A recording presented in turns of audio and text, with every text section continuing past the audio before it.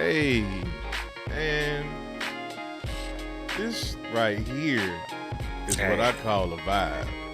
I'm trying to tell you, Man, Wallace has outdone himself yet once again. again. With these Where you be finding these, beautiful Wallace? golden clouds. Where Hey. do you be finding these, man? Like, serious. One day, he gonna tell us. One day. He gonna stop being so quiet. I'm saying, Just looking man. at it, shaking I'm his saying. head, throwing up the hands. Yeah. You just... Looking like the emojis. Why don't you ever talk, Wallace?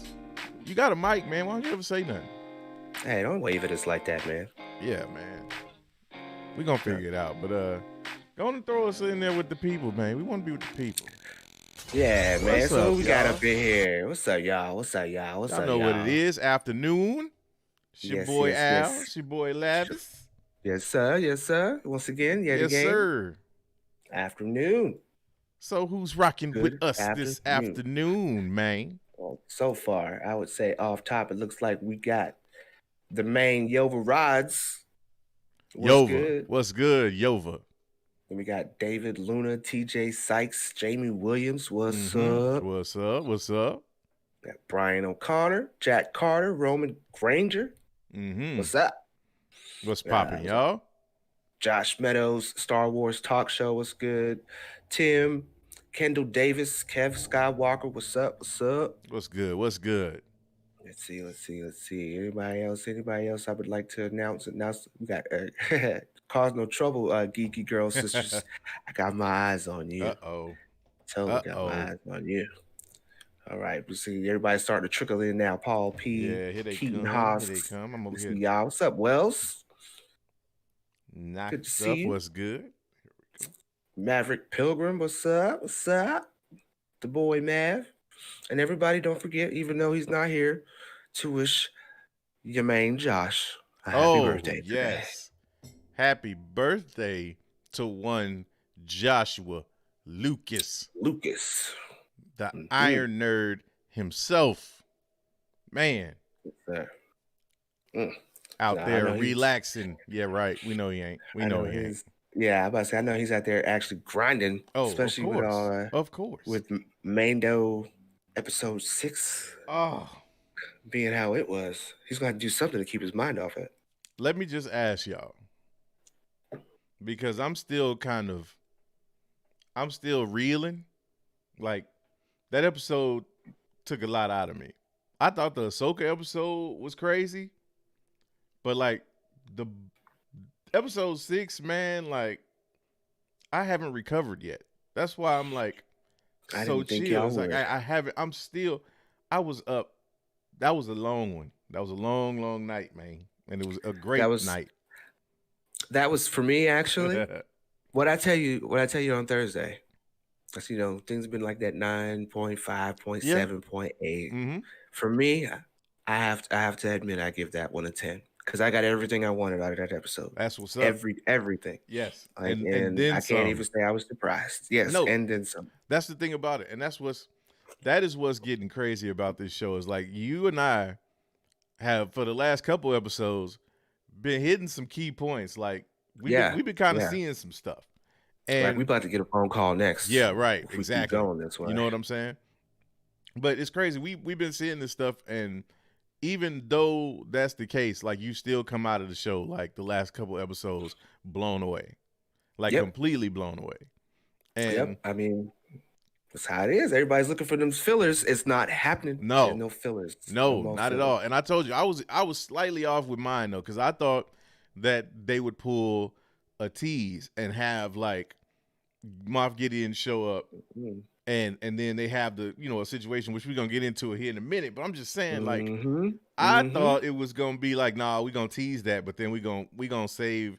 No, they didn't even do that. No, they showed up there right from jump. Like this episode. Yep. So as everybody knows, if you didn't get, if you're in here, spoiler alert, if you have not seen I was just about to say, episode 6 of The Mandalorian, dude, you might want to leave. This ain't for you, but man, episode 6, final warning, spoiler. Yes. Spoiler alert. Spoilers.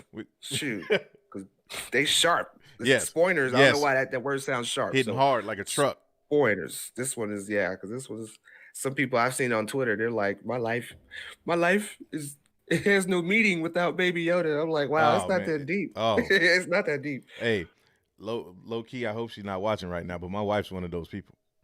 She's like purely into Mandalorian. Well, not after episode 6, and we're gonna get into that here in just a sec, because so as everybody knows, at the end of episode 5, you had Ahsoka sending Din Djarin and Grogu to Tython, and to sit him on the Seeing Stone in hopes that a Jedi would feel his Force presence and Grogu would be able to, quote unquote, choose his own fate. So the question was, when would we get to Tython? You said that you thought episode 6, they was going to jump right into it. They wasn't wasting no time. They was going straight to Tython. I said, I thought Tython would be a season finale type deal.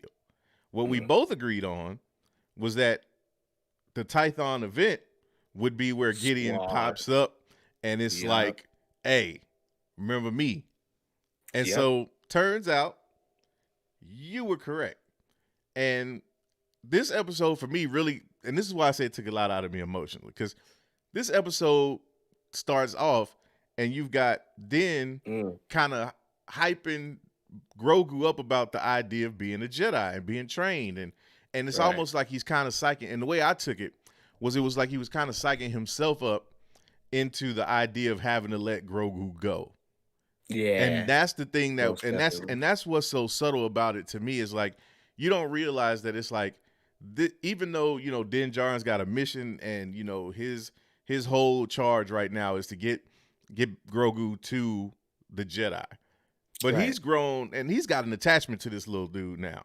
Yeah, like they was very hard in that first, you know what I'm saying? Exactly. And now it was just a task. Yes. Now it's not so much a task anymore. Exactly. And so with that, you see in that moment, like he's trying to really gas himself up into this idea of potentially having to turn Grogu over to the Jedi or what have you. Right. But there's also like the music during that scene was like really ominous. Like it was some sad, like reflective type stuff.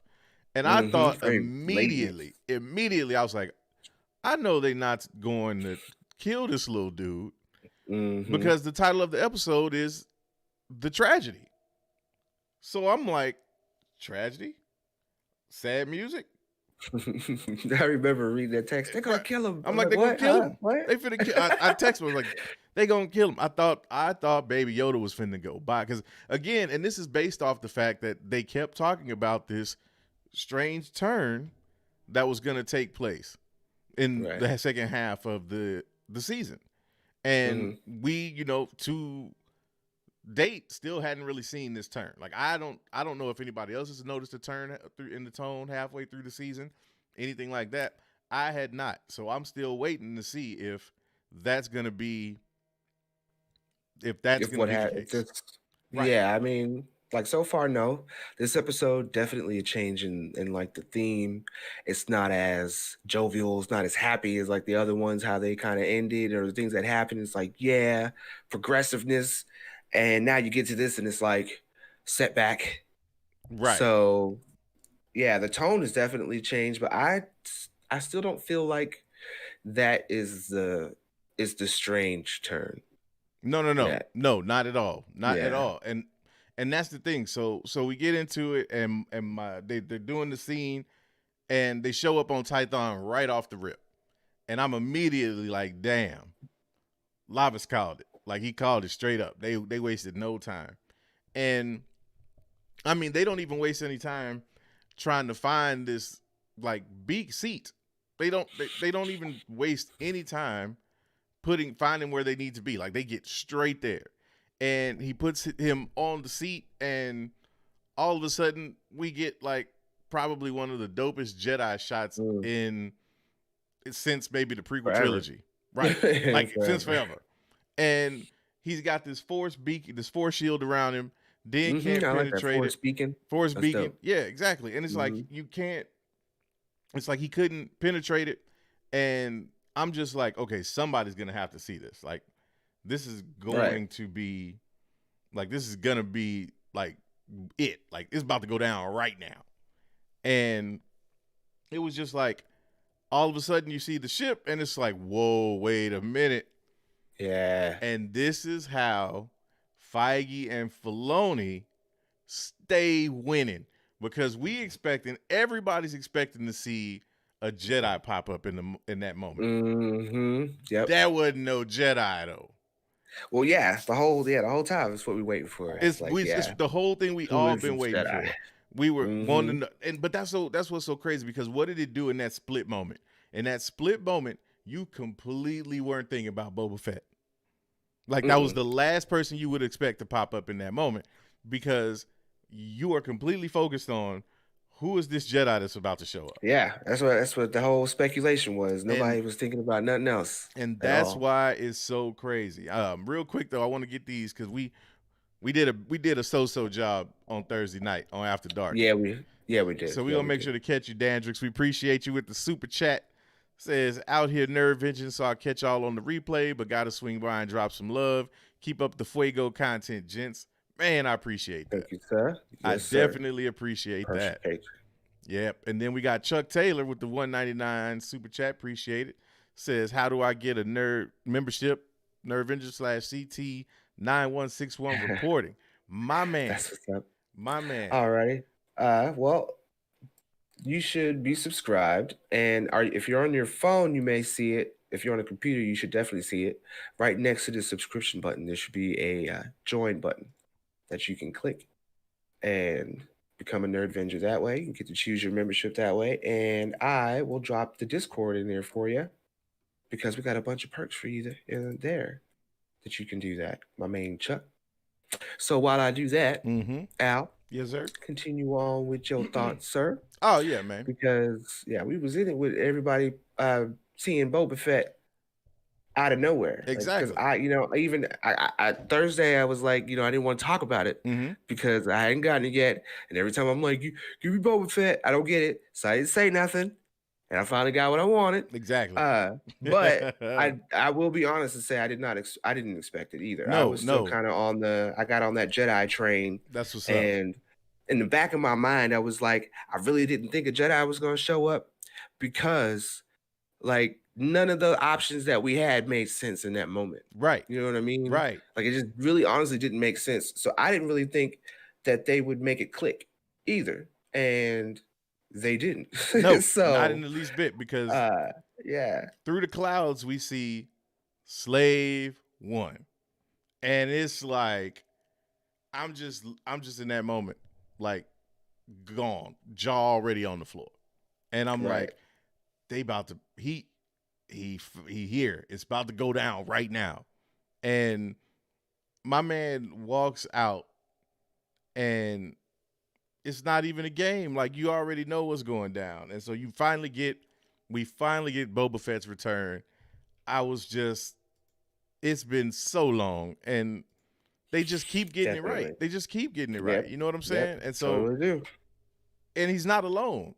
That's the crazy part. It's like, and you kind of get this, and this is what's so funny. And I'm sure people notice this, but like, another part of the brilliance of the way that they set these shows up. This episode's recap started with what? The scene. Well, remind me. Started with the scene where Fennec Shand is laying dead on Tatooine, and we get somebody walking up to her corpse, and you hear Boba Fett's spurs, and it's like, that's the first thing they tell you or they remind you when they do the recap on this episode. So you already know, if Boba's there, that means Fennec Shand is probably with this dude.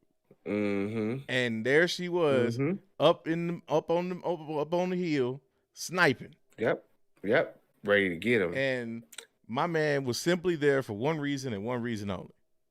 He just wanted his stuff back. He wanted his armor back. He wanted it back. But yes, he did.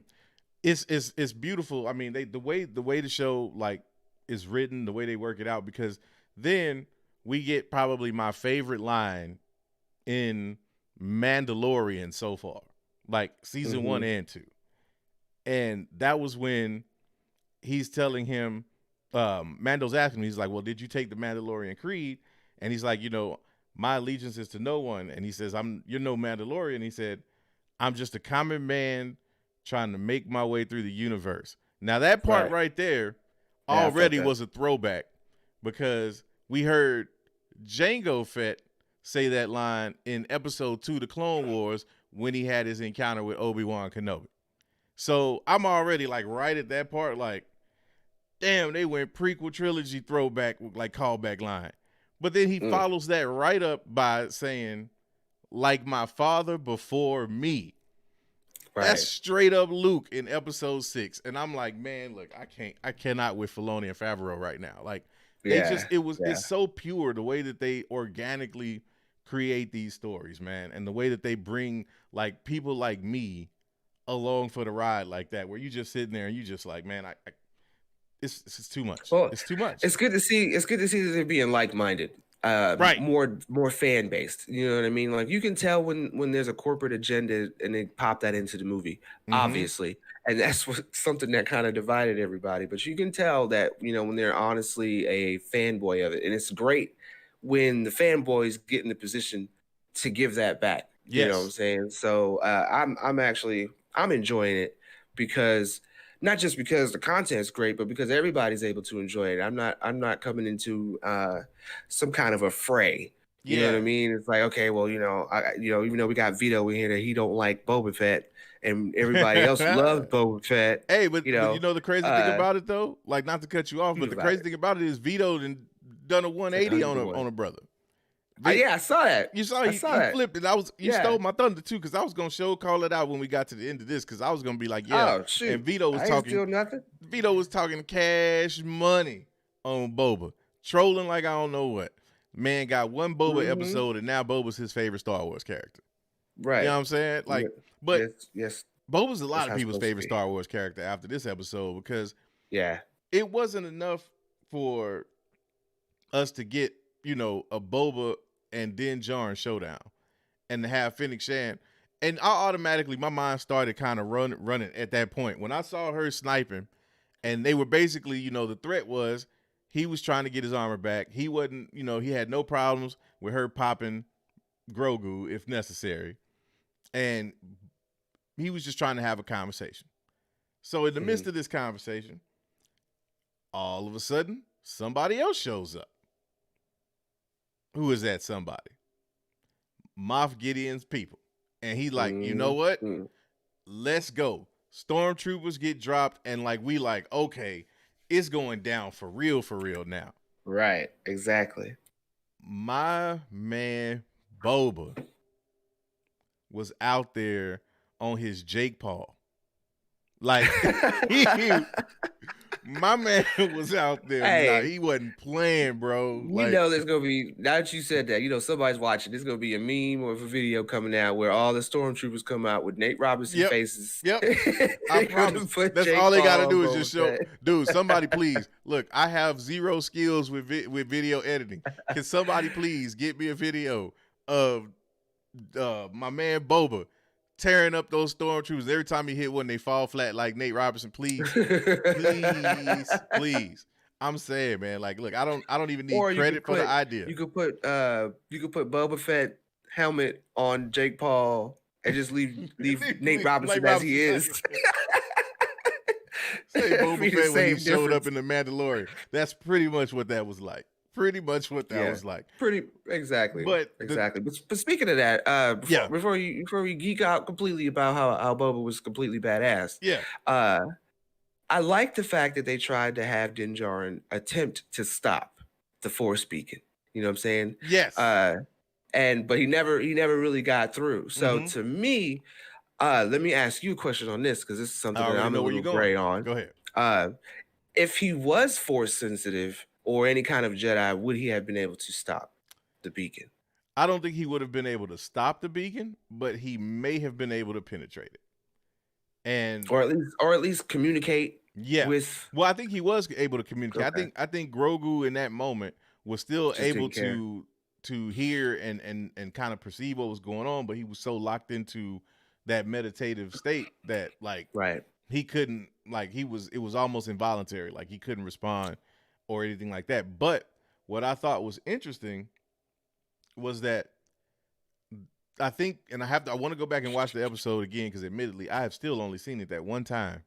But what's crazy to me is I think, if I'm not mistaken, the first time he tries to penetrate it, he just bounces right off of it.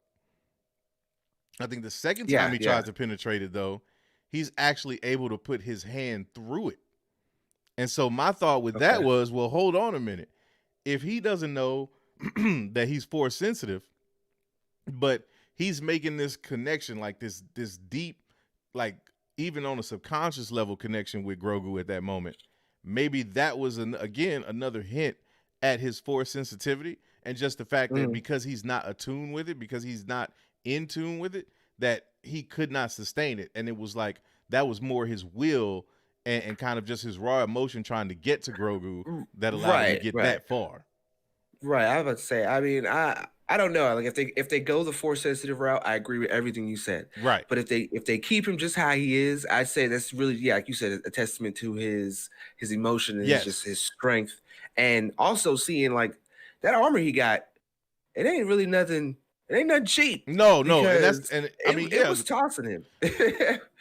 When he tried to get through, it was just throwing him across the. Oh yeah, he was bouncing right off of that. Yeah, but I think that also has a lot to do with the fact that like, you know, and this is getting super deep with it.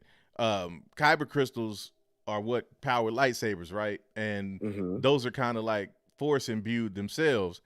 And when you Beskar is able to block a lightsaber, right? So it's kind of like a opposites of a magnet type situation in a way. And so I kind of took it like that was what was happening in that situation too. Was it was like part of the reason he was getting thrown around like that was that Beskar reflecting off of that force energy of that shield. So again, I put it this way: I would prefer him not to be force sensitive. But if we were talking about ways that they have, you know, if you were saying, give me some examples of them hinting at it, that would be a way that you could say. Right. I mean, see, for me, I feel like, and I'm pretty sure, I mean, listen, I still got some stuff to learn, but I'm pretty sure there's probably like force sensitive Mandalorians, which is probably the reason why y'all are like, is he or is he not? There's been one. But, right. So I just kind of feel like the way that they compare Jedis and Mandalorians, for what I've seen so far, it's kind of like they're like the same thing of a different class. You know what I mean?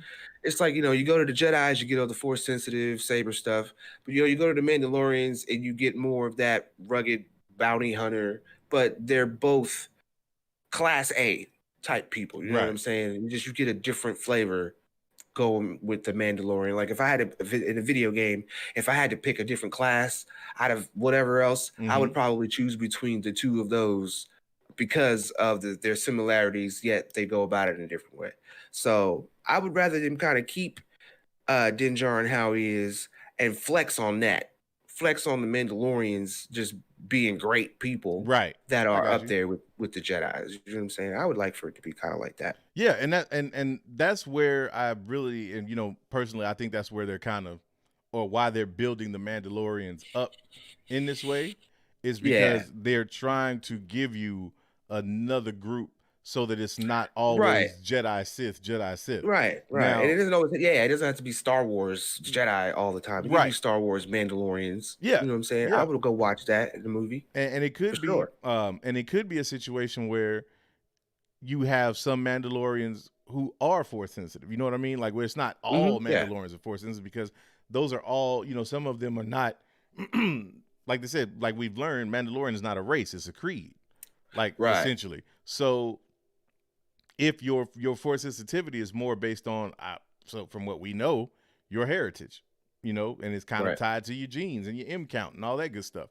But you know, that's what makes, again, Mandalorian so dope, is that you can go this deep, and it's cool to do it again. You know what I'm saying? Like it was a time there with the sequel trilogy where you really didn't have this much to really dig into because everything was surface level. But what makes it a little better for you is the fact, you know, I'm kind of a a new entity in there, so you get to actually like geek out and get me excited about some stuff. Yeah, man. that I don't know nothing about, you know. Yeah. So, and then I'm actually a little excited to be able to get into it because the last few things that we got weren't. No, they were not Yeah. the flavor of Star Wars for me at all. Without trying to go into it. Got you. Yeah, man. Well, so we were at we was at Boba Fett being badass. And Stormtroopers doing Nate Robinson challenge. That's where we were at. Yes. So let's get into that for a minute. It's like, and I'm gonna deal with this little thing real quick. But oh yeah, I see it. Mm-hmm. But what's crazy is, dude, Boba wasn't just out there like wrecking on folk. Boba was out there like straight annihilating cats. Yeah. And the way that they depicted it, like the ferociousness of the way that this man was out there doing it was just insane to me. Like he was crushing like stormtrooper helmets, bro, like stomping dudes. Like, and I'm just like, hold on, man. Like I this is Boba, but Disney's letting them go this hard with Boba? Like, and here's the thing that I have no problem with it. Come on now. I'm just surprised that No, I'm not saying it like you do. I'm just saying there's no blood. Like Disney does that. Like Captain America drop kicked a dude into a wall. I mean, really, you don't think but that's, okay, there would be some you have to understand the difference though. Captain America drop kicking a dude through a wall is like ridiculous. Like nobody is drop kicking somebody through a wall. I'm saying. But like if I take a baseball bat and I smack somebody upside the head with it, that helmet is gonna crack, bro. And so that's what, oh yeah, they did, yeah. And that was what 100%. Got me was it was realistic violence. Like it wasn't right. You said completely. There was no blood, and it's Star Wars, and you got a little green dude on a hill somewhere, so people know what you're watching. But at the same time, right. I guess what I'm trying to say is Boba Fett's level of combat is something that I'm not used to seeing in Star Wars. Like I'm not used to seeing, like even I got you. Even my man in I can't think of his name. Is it Chimwe Imwe? Or I'm probably butchering his name, but he played Chirrut in Rogue One, and he was Ip Man in the Ip Man trilogy. I know who you're talking about. Even when he was, even his combat scenes, and that was in a gritty movie, gritty Star Wars movie. It still wasn't on this level. Nah, it wasn't. It was like Tamir Morrison was out there getting brutal with dudes. Yeah, it was brutal. And that was what was that kind of took me aback, and I loved it. And the thing that I thought about immediately, Donnie Yen, thank you, Maverick Pilgrim, shout out my guy, always coming in to save your boy. That's what was so crazy about it, was like the fact that he was able to that they let him do that. I'm like, now that really makes me geeked for a Boba Fett series. Because the question that I'm sure was on every Boba Fett's fan's mind was, how are they going to make Boba Fett? Are they going to water him down, or are we going to get like the vicious, like cutthroat, give zero F's Boba Fett that people are used to? And it seems like so far that's exactly what we're getting, because this dude was not playing with anybody out there. They were dispatching, and shout out to Fennec Shand too, because she was handling it, and I'm really interested to see how that works. And that was one of the things we skipped, is we found out that essentially he found her and basically used cybernetics to bring her back to life, essentially. Yeah. And so now because of that, she's got a life debt to Boba. So it's Boba and Fennec from here on out. Right, yeah. Now we kind of know like who the co-star of the show is going to be. Yeah. when they give him his own show. And it's actually kind of cool to see her, because she's from Agents of S.H.I.E.L.D. Mm-hmm. So I've seen it down for real. So that's what's up. It'll be a real interesting show. And Boba gave me a lot of Batman-esque vibes. Oh, so yeah. I'm already look there. See, so it's got something for everybody, man. Star Wars is back. Mm-hmm. And let's hit Chuck Taylor came with the $1.99 super chat. Mm-hmm. Thank you very much. He said, discovered I remember since 2018 on Discord. Okay, cool. So now we just gotta get you Nerdvenger in now, don't we? Mm-hmm. We will work on that. No doubt. Mark Bromble. Yep. He No was getting doubt. medieval on their ass for sure. Yeah, and then while we But at it, let me get this OG with the $5 super. Appreciate you. Said been waiting since '83 to see Boba Fett redeem his ignominious death in ROTJ. As I always say, he is the most feared bounty hunter in the galaxy. Man, look, after the way that man was handling biz, you ain't lying. You ain't lying, bruh. And that was what was so crazy to me, was just like the way that, they were just dispatching these stormtroopers left and right. And then we get it's funny, and it's so funny because I wonder about this, and somebody, if you're a film major or something, please tell me, is this a thing? Because I've watched some of these action scenes now in movies, and they are so structured like video game narrative. Because like you get the first wave of the stormtroopers dropped in, then you got the second wave stormtroopers dropped in, so it's like, okay, I got to handle that. Then the third wave dropped in, and then we get the dark troopers. And what'd you think about the dark troopers reveal and how they showed up? I don't know. I really wasn't expecting like robots. Okay. At least that's the vibe I got off of them. Yeah. Robots. Most definitely. Yeah. I was kind of hoping for more of a clone, like dark stormtrooper type look. But I mean, for what they were, what they are, I really have no qualms with it. You know what I'm saying? That's the route they're going to go with them. I think that makes a little more sense, I guess. Yeah. Than them for to actually have clones. You know what I'm saying? Because I guess if they're supposed to be remnants, then that means they don't have that capability to either. Because I don't think, was it the Imperials who were making the clones? Yes. Or it was just them, right? Yeah. So they're not around to do that really anymore. So I could see. Oh well, yeah, they were. That was the Kaminoans. Oh, they were doing creating them clones on Kamino. Right. Yeah. Right. But that whole thing is probably like disbanded in this era, this area. So yeah, that's not popping up no more. So yeah, I mean, robots is fine. They look pretty cool. Yeah. I'd rather see what else they can do before I try to be like whether I do or don't like them. But the look was cool. Yeah, it was a cool look. I agree with you. I was a little bit disappointed in how they showed it and what little action we actually got from them. It was like you have this scene, and that was the only slight knock that I had on the episode was you have this opportunity where you've got Mando, you've got Fennec, you've got Boba, you've got Gideon, and the Dark Troopers. And this is where we get with it. Like this is where it goes. Like I just felt like it kind of fell. It fell slightly flat in that essence, just because Boba was out there handling biz, man. And right. But I feel like that's just your expectations. You know what I mean? Like they shot them up, but I mean it's episode 6, and you get to see what they look like.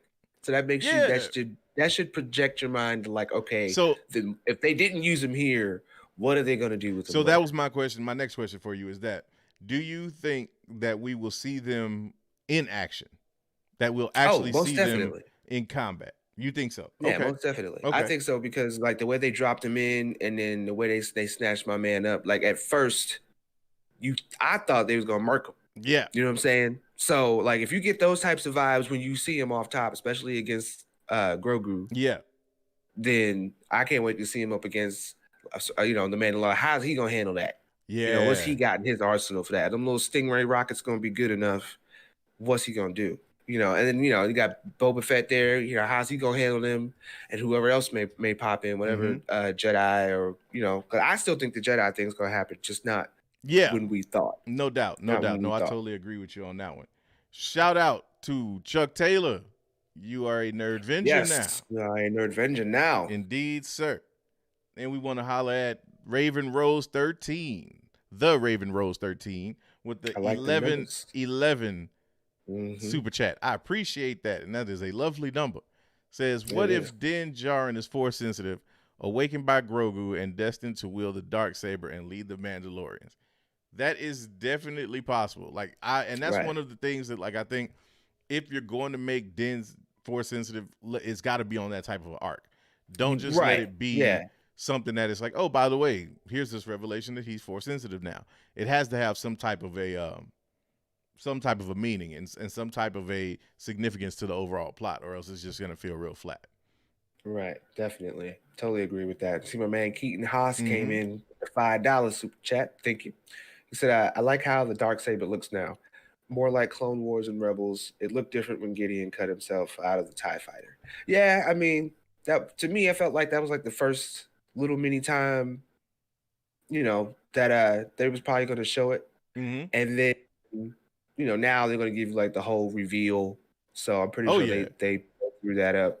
Because I don't know what their budget was on season 1, but I know they got a big check this time. Oh so. Yeah, and that's the thing. Like show that off. There's gonna be visual tweaks. Like there've been noticeable visual tweaks, I think, throughout this whole episode or this whole season. And I'll tell you, the first one I noticed was the Twi'lek that we got at the door in the very first episode. And I thought and that's something we didn't talk about, but I swear that was intentional, because one of the things that I felt like in the first season in episode 6 when we got and I can't remember what that character's name was, but I think it was he and his sister when they were doing the jailbreak episode. Those Twi'leks looked really cheap. Like it looked like low budget. Like they didn't really spend a lot of money on the on like the CGI or the special effects or anything like that. In the very first episode of this season, you get one guarding the door in that very opening scene, and I was like, that already looks a hell of a lot better than last season. So that was like that was one of the first things I noticed. One of the next things I noticed was in the episode where he goes back to Tatooine. I can't remember the lady's name that runs the little droid mechanic area. Her hair wasn't as poofed out as it was. It was the same hair, same look, but it was cleaned up a little bit. And it was like, okay, I see y'all working. Like y'all are trying to take some of this stuff and just make it polish it a little bit more this season. Yeah, you know what I mean. And so the same thing with the Darksaber. I think we're gonna say the same thing about the next time we see Ahsoka on screen. You'll see some slight tweaks, I think, in some places. But most definitely. It kind of comes with the territory, I think, because they're like you said, the budget is increasing. They're learning and getting more efficient with shooting at the volume and things like that. So I think that is to be expected. Right, most definitely. And I want to stop for a second and say welcome to the Raven Rose 13. Oh yeah, you are a Nerd now. And I got a personal hit on the line for you. From Vashti saying she's watching you. Says she's watching you. Well, because she misses us all, and she misses you all deeply too. She shall return. She shall return. Vashti, you have a permanent seat here. You let us know, and you come kick it with us any day of the week. That's what I'm talking about. Exactly. It is so good to hear from Vashti. Man. Yeah. Made my Saturday. Right. Made my afternoon. Always one up in a nerve injury. Yes, sir. No, I'm not. I just wanted to make sure you caught it. Shoot. I know, because sometimes I'll be going back and watching these, and I'll be like, you know what? I reacted and everything, but I don't recall you saying that. Like, okay, I'll keep my eyes on you, Nerd Venture. There you go. That's all I want. That's all I want to happen. Right? Yeah, Vashti might be on to something. For sure. This face. But, come on, y'all. No. Innocent. But no, man. Look, stop sidetracking me, man. Stop sidetracking me. Hey, we had to welcome Raven Rose. Oh yes, most definitely, most definitely. But yeah, man. So the fight is going down, and I'm purposely leaving out like other little things I like. Yeah, I don't want to give everybody all the episode. Like some of this you want to kind of see for yourself. But there's a specific scene during that whole fight situation where they just again find the best ways to make you look at Grogu. And even if you watching, even the most hardcore Star Wars fan has to stop and say every episode, that little mofo is cute though. Like you just cannot help it. Like you just can't help it. And this is a scene in this episode where I was just like, See, it's that right there that like this show ain't going nowhere as long as this little dude is on it.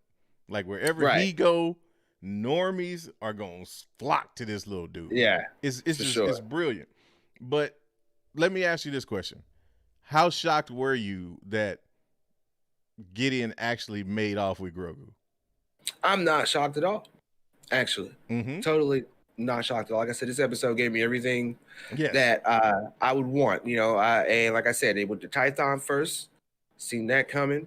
I figured him calling out. I was, like I said, I was a bit on that Jedi train, but once I seen Boba Fett come through, I was like, okay, Yeah. now they're finally getting into it. So, you know, I like that exchange that the two of them had with the, you know, you get a little bit of the lore from Boba Fett, but you also kind of see it. What I wanted to say earlier is I like how they played off of that. So it's like, okay, so Boba Fett, bounty hunter, badass dude, and is he really gonna like forcefully try and take his armor from Mando if you don't give it to him? But you see, like I was kind of hoping, like, you know, you see a different side of him. He's just a little more humble. He came out with them scars, but you know, he's like, yo, I'm just trying to do me. And you see that he really don't want that smoke, but not because he can't handle it, right? But he's got the morals now. So I like how they did that with Boba. Yeah. You know, they had Fennec there, and you know, I'm not too familiar with her, but I like how badass she was. And then of course, you know, the stormtroopers coming in. I liked all the action. They did the little rolling boulder from the Indiana Jones. I peeped that out. And then, you know, when they snatched my man up, like I said, wasn't surprised at all because I seen all that coming. They got 3 episodes left. They ain't got time to be playing around. They already kind of foreshadowed it earlier that they was going to come through and do what they was going to do and get him. So no, I think I would probably say I'd be a little more not shocked, but later when they show Grogu again. Yeah, that's when I was like, okay, maybe Al might he might actually kind of be onto something because he was about that life. Exactly. And that's sure.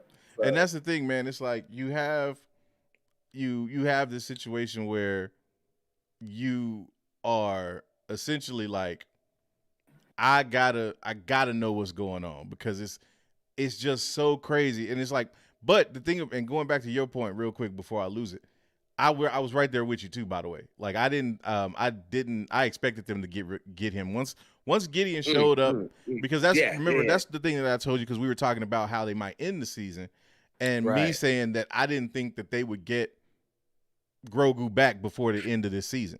But I also thought that was going to happen at the end of the season.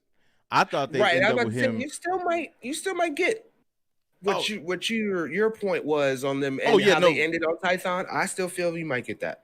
Yeah, I in my opinion, I don't, because I think what's going to happen is, and I'll get to that in a minute because I want to tell you about so what happens with Tython now theory. But what I thought, or what I think now, is we are still going to get, because originally my thought was you'd have in this episode the first confrontation between Gideon, Din Djarin, and Grogu, and whoever was there at that point. And remember, I told you that I thought Ahsoka would show up because she was going to pop up on Tython anyway, having like actually tracked to see if he actually took, you know, Grogu to Tython or whatever. And I thought that was going to be the case, and that she was going to help them fend off Moff Gideon, and then they would go round up everybody else, like the Bo-Katans and everybody else, to make sure that everything was cool, because I didn't think they were going to end up on Tython right away. I thought that they were going to pop up on them on their way to Tython, and this was going to be the situation. But what's crazy is now that they've basically got him now, they're going to have to mount this assault. And this is where I think that, and this is going to be a callback to Bo-Katan still in that cruiser. I think that Bo-Katan and her cruiser is about to come into play, because I think they're going to need something to go ride up on Gideon with everybody, and with something that's, you know, can actually pose a threat. And so I think that, you know, that's where we're headed. But I still don't think in that moment they're going to get Grogu back this season. I don't know. I mean, I feel like they are, and I feel like the reason why they are is the reason why they did it this way, and that's excuse me. That's kind of why I went with the episode the way I thought it was going to go. I feel like they're going to go ahead and snatch him now. Mm-hmm. Next episode, you're going to get a little bit more of because I don't want to get too far because we still didn't even talk about what happened to Din Djarin yet before we even get on the ship. No. I trust me. I'm going back to that because that was significant.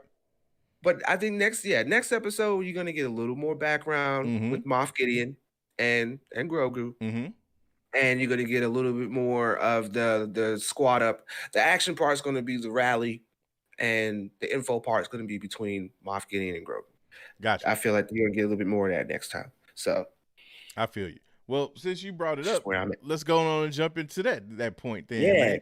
Tell the people about what happened to the homie Din Djarin. Man, it hurt me a little bit. I know it hurt everybody else when they saw after Grogu was snatched that immediately my man Moff Gideon blows up the Razor Crest. just smooth, nothing left. Nothing. It's just a pile of ash, just straight accuracy on that. Yeah. And I don't know. And see, this is the thing though. It's like, okay, so he's wearing the mask, okay? Mm-hmm. So you can't really see his emotion. Yeah. But like every line on that helmet to me was an immediate like, oh my God, frown. Like, oh man.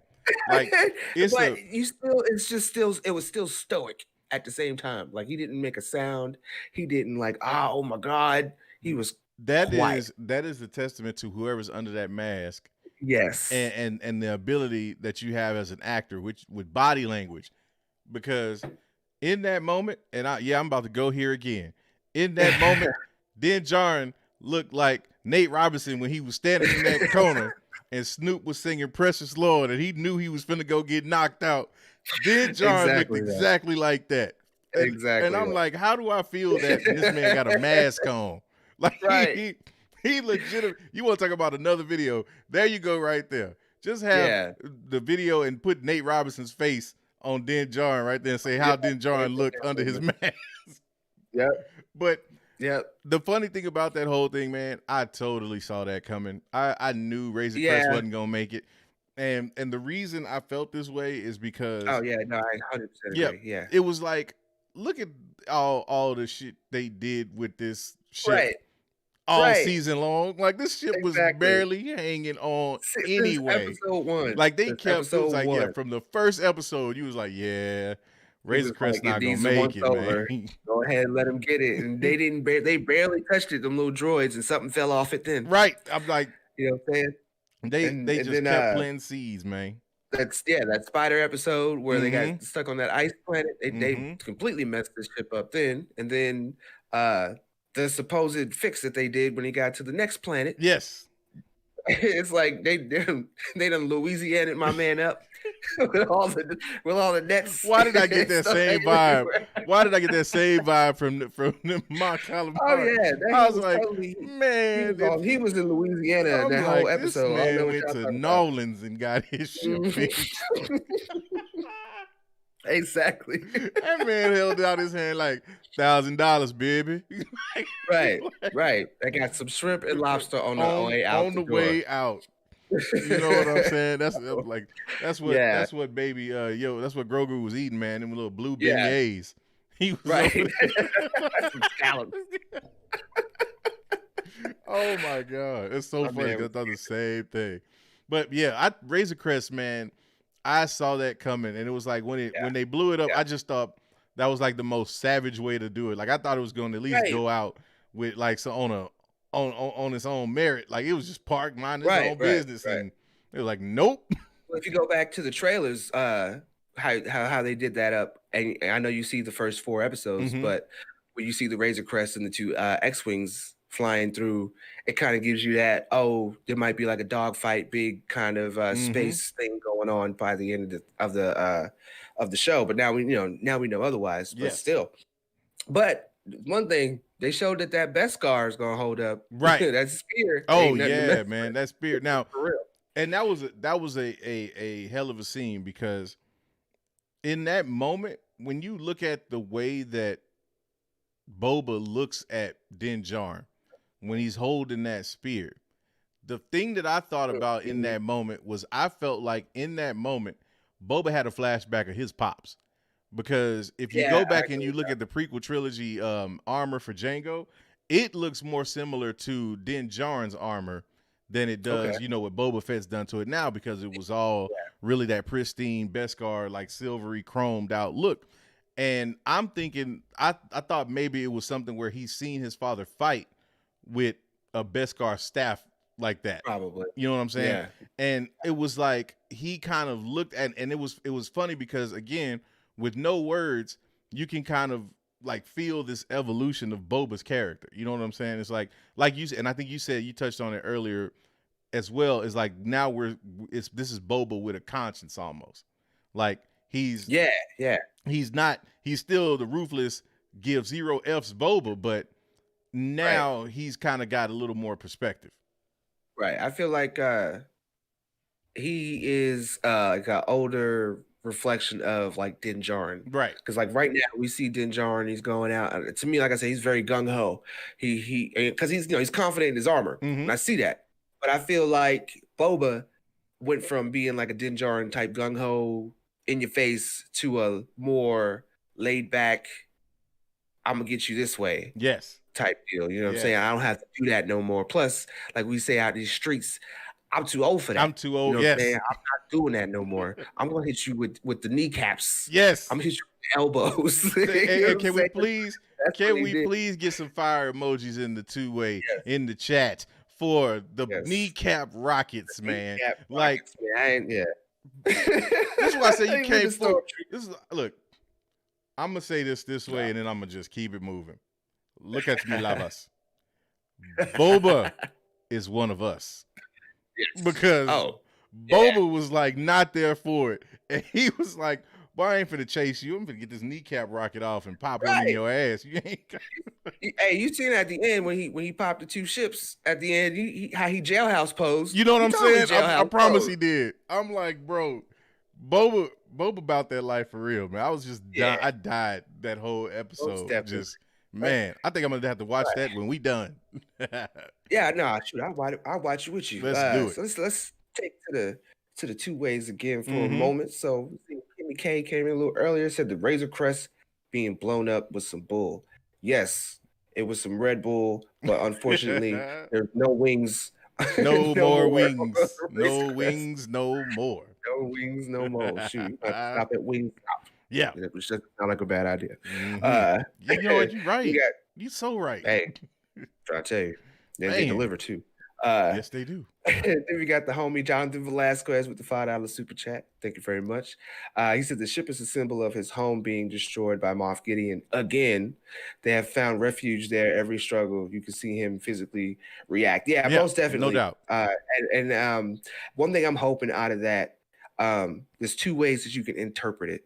But he found that little ball that he was playing with Grogu with, and there's two ways you can interpret that. One, it could be some really dark, deep foreshadowing to where out of the ashes, he loses Grogu.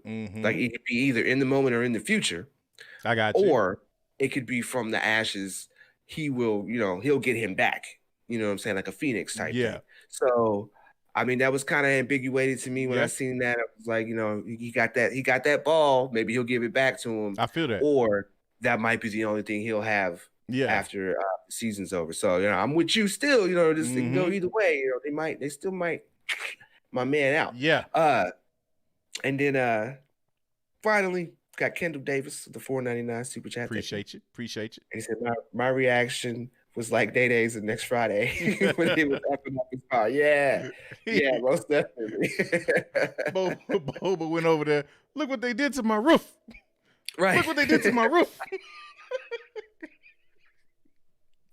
Most definitely. Man. There was no roof. There was no roof, no wings, no nothing. Nothing but the little ball. That's all, and the spear. Yeah, that was it. So, appreciate you guys on the super chats, but the Razor Crest and I feel like they did that. I feel like they did that though, because like I said, they need to upgrade my man. You know what I'm saying? And so they gave my man. Well, he got the spear. He got a few things, but let's keep it all the way 100, man. Let's keep it all the way 100 with the people like we always do. We both know why they did that. They got to sell them toys, man. Right. They already got you on the Razor Crest. Now they're gonna get you on whatever. Then the next one's gonna be the revamped Slave 1. And then Mando will get a new ship come the end of season 3, and it'll be a whole new one to buy. Like, shoot, I think he'll get a new one at the end of this one. At the end of this season? I don't know. I don't think so. Because I think, and that was the next thing that I was going to get into, was basically kind of calling back to the beginning of the episode, and the reason that Boba even stuck around to help Din Djarin out when Gideon and his people showed up. You know, he basically said that you give me my Beskar armor back, or my father's Beskar armor back, and I will protect the child. I'll help you protect the child. Right. Yeah. And so once they're indebted to him. Yep. So once Gideon gets off with Grogu, then Boba's like, well, hey man, like I told you that I was gonna protect the child, and until that child is back with you, it's not protected. So we riding. So you feel like they're gonna be do the end game thing? Oh yeah, like I think it's gonna. I think season 3. I can see that. I think season 3 is gonna be Boba and Din Djarin. The majority of season 3 will be Boba and Din Djarin, and it'll be that crew riding and handling biz. Like I could go with that. I feel like that's the way that's gonna work out. Yeah, because I mean it would be kind of. I could see that because I was thinking more or less through the whole squadding up that he's doing. You know, maybe Carl Weathers' character. I don't know why I can't ever hold on to his name. Grief Karga. Yes, Grief Karga. His name's so weird to me. Because I guess the grief part is what throws me off. But anyway, I figured like he'll probably be like, oh, you riding up. What happened to your ship? And he'll tell him, and then before they ride out at the end. He'd be like, oh, no, you can't ride out without a ship. And then he'll just maybe give him some other kind of dope ship that they had there or something like that for like a quick Passover. I could see that. But I could see them probably giving him his own ship somewhere by season 3. And then, finally giving Boba his own show. He's going his own way. And, now it's back to just being Din Djarin Mandalorian again. So I could see it going that way. No, more definitely.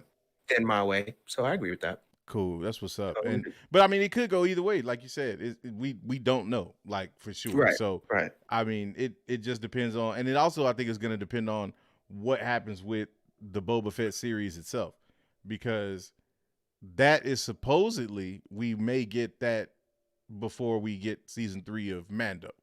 You know what I'm saying? So if that's the case, then I guess it remains to be seen how the rest of season 2 plays out. Because is Mando still with Boba and Fennec Shand after season 2, or have they already, reconciled that situation by that point? Like we still don't know yet. Well, like you said, this it can go either way on that because they can feel like their debt is paid after they go rescue him. Yeah. Or they could, like you said, we got to get the child back. I told you I'd help him protect him. Let's all ride out. So yeah, no doubt. Again, there's them things that they purposefully left up in the air. Right. So and I like it. It's funny because speaking of up in the air, what was the deal with Grogu putting in work on those stormtroopers? Right. Like, my man was tossing them stormtroopers around and force choking both of them at the same time. Like, yeah, like it wasn't nothing. Grogu done been through some things apparently, and this was the thing that stuck in my mind more than anything else was the fact that like Grogu's got some juice, man. Like this dude has got power, and Gideon comes in that scene and it's like we've gotten quite good at that. And I'm like, Josh called it out on the recap. It was like, that sounds like he knows some stuff. Like he's seen him do this before. And the thing that caught my eye in that scene was when the doors opened and you saw this going on, Grogu wasn't tripping. He was almost having a good time doing this. Right, Like, right. he Because he was wasn't having focusing on fun. nobody else. No, and he wasn't trying to escape either. Right. He was in there like, well, if this is where they're gonna have me, I guess y'all just got to deal with this. And it Right. was Well, that's the first time you kind of get to see him, like, I guess looking at it, you can look at it as either he's protected himself, because now he was half asleep when they yanked him. So, either he's woken up, now he's protecting himself, or like you said, this is the first time you kind of see him. To me, I felt like that was anger. Yes. Kind of like what Ahsoka was talking about, why she didn't want to set him down that Jedi path. Because going back to looking at how he was snatched or whatever his situation was before we introduced him in season 1, this is to me the first time I've actually got to see him not just retaliate, but actually show anger towards the the stormtroopers, or in his mind the Imperials or whatever, for what had went down. Right. And so go ahead. No, into my theories. No, that's it. But you're right there with it. You're right that you are exactly with me as usual. Because what have I been talking about and saying I've been hoping for? Oh yeah, an evil baby Yoda. Yeah. And whatever. You know what I'm talking about. But the whole and the thing about it is, I've said that there have been little seeds planted. This is like the biggest indication that like Baby Yoda might not, like, we might not know all about Grogu just yet. Like, we might not know what exactly his relationship with the Empire was and how long they had been putting in work with this little guy. You know what I mean? Like, this looked like, again, and it was similar, in my opinion, to the scene with Din and Grogu in episode 5, where with the whole ball and him using the Force, where you kind of see Grogu, it's not like he's learning something. It's almost like he's unlocking something that he had locked away. That it's like, oh, I have these powers now. Like, now I remember how to do this. And it was, you saw kind of a concentration and a focus and kind of him not really wanting to do it. You know what I mean? Like, it kind of like he really wasn't feeling doing the whole thing with Din Djarin. Even at the beginning of this episode with the ball. And he was, when they were trying to do that back and forth. But then you get him in this room with these stormtroopers, and my man looked like he was smiling, like, oh, this is what I've been wanting to do. Like, I can choke these cats out. So my thing was, I'm like, hold on, man. Like, is he more inclined to the dark side? Has he been tainted, if you will, or has his experiences with the Empire and with Gideon kind of made him more, and is that more so why he's kind of suppressed his abilities? Was because he realized, because again, yes, he's a kid or a little, but he's 50 years old. So there's knowledge and there's experience in that 50 years. You know what I'm saying? Oh yeah. And most so definitely. he may have figured out and been like, nah, I can't do this. Because again, he was trained at the Jedi Academy. So they've given him, that basic, I guess you would say, structure of ethics or beliefs. Right. And then he's also been with the Empire. So we don't know where he fits in terms of what he sees or what he interprets to be as right, wrong, good, bad, the whole thing. So to him, he may be looking at it like, I'm having a good time. I don't know what y'all talking about, but like, they got me locked up in here with these mofos, so I'm about to have some fun. But that begs the question to me, like, again, what is the extent of that relationship between Gideon, this Imperial remnant, and Grogu? Yeah. Like, how far back or how deep does this get? Like, I think it goes back before season 1 even started. No, I agree. 100% it does. 100% it does. My theory on that, since we're kind of there at that point. So when we see him in season 1, what's my man's name? Who's the original contract? The client owner. The client. I don't know if they may have said his name, but I just refer to him as the client. Okay, because I know he's been in past Star Wars ones, but anyway, when he's trying to get him back for Moff, and they're doing these little experiments and everything, I feel like something happened to where they lost him. You know what I'm saying? Mm-hmm. To where, like, he's, like you said, he's been with the Empire for some time. They were doing some experiments on him for however they got him after the whole, because we don't know if they got him directly after Order 66. Maybe nobody saved him. We're all like, oh, maybe May saved him. Maybe somebody saved him. Blah, blah, blah. Right. Who says they saved him? Who says that maybe what Anakin was doing was the complete distraction, going and killing the other younglings, and someone else from the dark side was down there kidnapping Grogu? You know what I'm saying? Could be.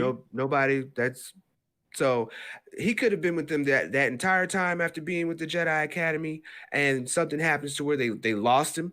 Yeah. And they wanted him back, obviously, because they didn't have him go out there to kill the thing. So Moff Gideon and Grogu obviously have history extending back to there, and I think that's why they showed that Moff Gideon is actually more important to this whole story than we're actually even giving him credit for. Right. Because what do we really honestly know about Moff Gideon? To me, that sounds like another new kind of character that they introduced into this show too. So I feel because at the end of that, when he's tuckered out, he knows about him using his force powers, making him tired. You see my little man Grogu trying to try to choke him, even though he ain't got the strength to do it. Yeah. You see him try to choke him. But at the end of it, he was like, we have our donor. Mm-hmm. So I was kind of curious. I thought that they were just doing straight up experiments on him. They got his blood. They was doing whatever in that one facility that they wound up blowing up. But now it's like, were the experiments tests to see if he was compatible for someone or for something? You know what I'm saying? Mm-hmm. Or maybe for him. Maybe he's donating or getting whatever from Grogu for himself. And, now the experiments are going. So I think we're going to get those types of answers this next episode. Between this next episode and 8. Yeah, no, I think we're going to get a lot of that. I think there's going to be some real clear, because I almost think at this point that episode 7 is going to be kind of split. Part of it is going to be Din Djarin rounding up the crew and the squad so they can go ride out. But the other part of it is going to be from the perspective of Gideon and his people and what's going on with Baby Yoda at that time. Because I still say that for the episode title to be The Tragedy, it was crazy that, he got abducted. But to me, I don't think that's the actual tragedy. I think that's the beginning of whatever is about to happen. And that's going to be the tragedy. You know what I'm saying? Because I think that's where, and I think it really sets up, some real interesting possibilities in terms of where we could be going here in the future. But all I know is evil Baby Yoda, evil Grogu is still alive. It is still a possibility. And this episode has definitely given life to that. Well, I know the chapter 7 is called The Reckoning. So maybe chapter 7. I mean, okay, so this is again how it could go. Like we're stretching this out between 2 episodes, but nobody said, because this is what a 33-minute episode, and that includes the trailers. Not the trailers, but the credits. So we probably really only got like 30 minutes worth of runtime. Honestly, 29 some seconds. Yeah. So, I mean, nobody's to say that the next episode, we the first one that popped off was 48 minutes, something like that. Yeah. We could get another 48-minute. And we already saw that he was trying to rally up everybody to go get the kid. So there's no saying that they could cut all that extra stuff out to where he went to go meet up with each person to try to get us hype for it. Or maybe do that in the first 5, maybe 10 minutes. And then the last 30 minutes is just them going in and trying to get Grogu back, period. And we could learn some stuff then too, because like I said, the Jedi stuff could still happen. He did that Force beacon for a minute. Yeah. Okay, it was for a good minute. He would not stop for nothing. Now we could interpret that as him just being a kid, being stuck in a meditative state, and that is what it is. Or we can interpret that as maybe he did communicate with a Jedi of some kind. Maybe he got in touch with Ezra. Yeah. And just that connection was just so far off, and he was actually communicating that he was like hold sit tight by the end of it, but all that stuff's going on, and now so he shows up on that planet. He might be able to track them and then find out what's going on, blah blah blah blah. But I still think we're gonna get sizable. I think we're gonna get a sizable Jedi.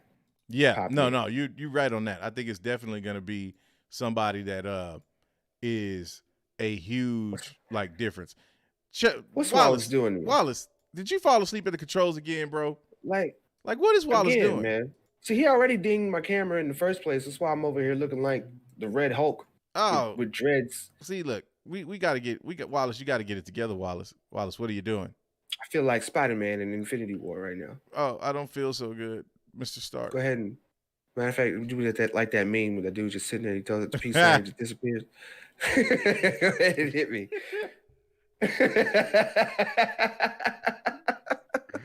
Damn you, Lavas black man.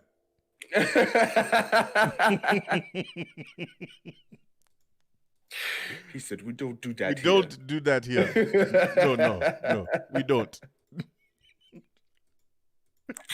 I swear, it still reminds me of 300. Man, I tell you, you know what, Wallace? Just leave it, Wallace. Just leave it, Wallace. Goodness, we will deal with it. We will deal with it after the show, Wallace, and we will deal with your ass after the show as well. Right, I'm about to say, I started to think Wallace got something against me. Wallace is gonna have to explain himself here real soon. You're gonna have to explain yourself real soon. But that going back to the Jedi and that whole thing, because that's another question I have after this episode is, so what now with Tython, right? What now? What are we doing now? Now that Tython, are we coming back to Tython? Are we gonna figure that out? Okay, so if they don't pay off the Jedi communication in episode 7, if it's just people we might have seen, I would say still minus Ahsoka, or maybe you'll get what you want and she'll come back and help them get the little baby. Because that's her little baby. I would say we had to go back to Tython to meet whatever Jedi he was communicating with. Period. They would have to pay it off in that respect, because I say they probably get the kid back. They'll go back there to finish what they started, and you might get your end of season finale Luke, or season finale Ezra, or something like that. Probably on both ends, you know what I'm saying? Maybe they do get Grogu back, but Moff Gideon got what he wanted from Grogu anyway. Yeah. So it was kind of we're gonna fight. Yeah, I'm gonna touch you, but live to fight another day. Whatever. I got what I wanted. We out of here. Yeah, right. We out of here. And we see what Moff Gideon wanted in the first place. And that could give you guys, again, what y'all want on that whole endgame thing of them teasing Thrawn. Maybe what he got was to bring Thrawn back or something like that. Yeah. And then again, you get like a double on the other end where they say he was communicating with Ezra out there, and it just took him forever. And maybe Grogu was the reason why Ezra is able to come back. You know what I'm saying? Because he was probably at the precipice and like, I don't know which way to go. And then all of a sudden he sees his Jedi Force beacon and it has a communication with Grogu, and it, then he's able to hone in and blah, blah, blah, blah. So that's the reason why we ain't see him until episode 8. I got you. Man, I swear, Wallace, you trying to end game. My man said end game, and you start thinking like, somebody send me that screenshot. Lava's gonna be like, delete that footage. Right. Oh man. Nah. You gotta love it though. You gotta love it. But yeah, man, no, I think so. I actually take a different perspective on it, because what I think is everybody's gone from Tython now. Like the only thing left on Tython is all them stormtroopers that are laid out that just got left behind. You know what I'm saying? But what I think is, number one, somebody definitely saw that beacon, right? Somebody. Somebody saw that. So I think that whoever saw it is going to show up, and they're going to roll up on Tython and see the remnant of what was left and have to try to figure out what's going on. I had I that think that thought that too. person will be one Luke Skywalker. And this is why I think this is why now, because I wasn't so much keen, or I wasn't too keen on the idea of Luke being there. And it wasn't that I didn't want to see him, I just didn't think they'd do it. Because my thing was, if you have Luke show up and interact with Grogu, the Mandalorian, and whoever else is there, that's taking over the whole show. Like, that becomes the Luke Skywalker show at that point. Like, you can't. Luke is going to dominate the show if that's the case. But what I think is convenient now is that Luke can show up to Tython and be involved in what's going on from a more, like, from the sideline, if you will. Like, he doesn't have to be involved in this direct conflict, because he can show up on Tython, let's say, because right now, again, as far as we know, he and Lor San Tekka are going around the galaxy picking up Jedi artifacts and whatnot, right? So he sees, you imagine a scenario where he sees the Force beacon, he travels to Tython. By the time he gets there, Grogu and the crew is gone. Everybody's gone, but there's all these stormtroopers at the Seeing Stone, and he's imbued with the Force, so he's able to see and kind of deduce what's going on. So then you have Luke actually trying to locate Grogu and this Imperial fleet or post-Imperial fleet. You know what I'm saying? Like that. And if you wanted to do, like, let's say a Luke Skywalker spinoff show or something like that, where you want to bring Luke in that way. That would be, or even you could have him. Now here's the show, and this is what the point I was trying to get to is, if you're gonna put Luke in a show and you don't want Luke to overshadow the show, who in my opinion, you put him with is Ahsoka. Okay. Because if you put in a show where Ahsoka has a run-in with Luke in her series, dude, imagine that conversation. Imagine getting a scene where you've got Ahsoka talking to Luke about his father. That's a real dark side. Sweaty. That's a real sweaty take and dream there. No, but I'm saying, it's like but the thing is, this puts us in that pathway, if you will. Because I got you. You have to think that if all of these people, unless something's going to happen in the next 2 seasons where all of these people get killed off, you can't tell me that none of these people had a run-in with Luke Skywalker during that time. Like, somebody had to run into Luke. Well, whether it was Boba, whether it was Din Djarin, whether it was Ahsoka. I guess I'd have a hot take, and I'm kind of glad that you said something about a spinoff. So here's my hot take. Okay. I think y'all gonna get Mace Windu. That's not as hot of a take as you think, though. Not for me. Well, I'll say I think the reason why I think you're gonna get Mace Windu. Oh, you mean you think Mace Windu is gonna be the Jedi to show up? Yeah. And I'll tell you why, because everybody's like, oh, he'd be too old, blah blah blah blah blah. Well, we do know that they're doing something with some kind of Mace Windu spinoff show. That is true. Okay. We did see Fennec show that Boba saved her life by cybernetics. This is true. Last week's scene of Mace, he got his arm cut off. He got hit with some force lightning. And yeeted out a window. Pushed the hell up out the window. Yeah. Okay. That's it. You don't see nothing. Nobody. Okay. No. I did not see a body. And movie rules say you don't get a body, then they ain't dead. They not dead. Okay? All right. So he ain't lying.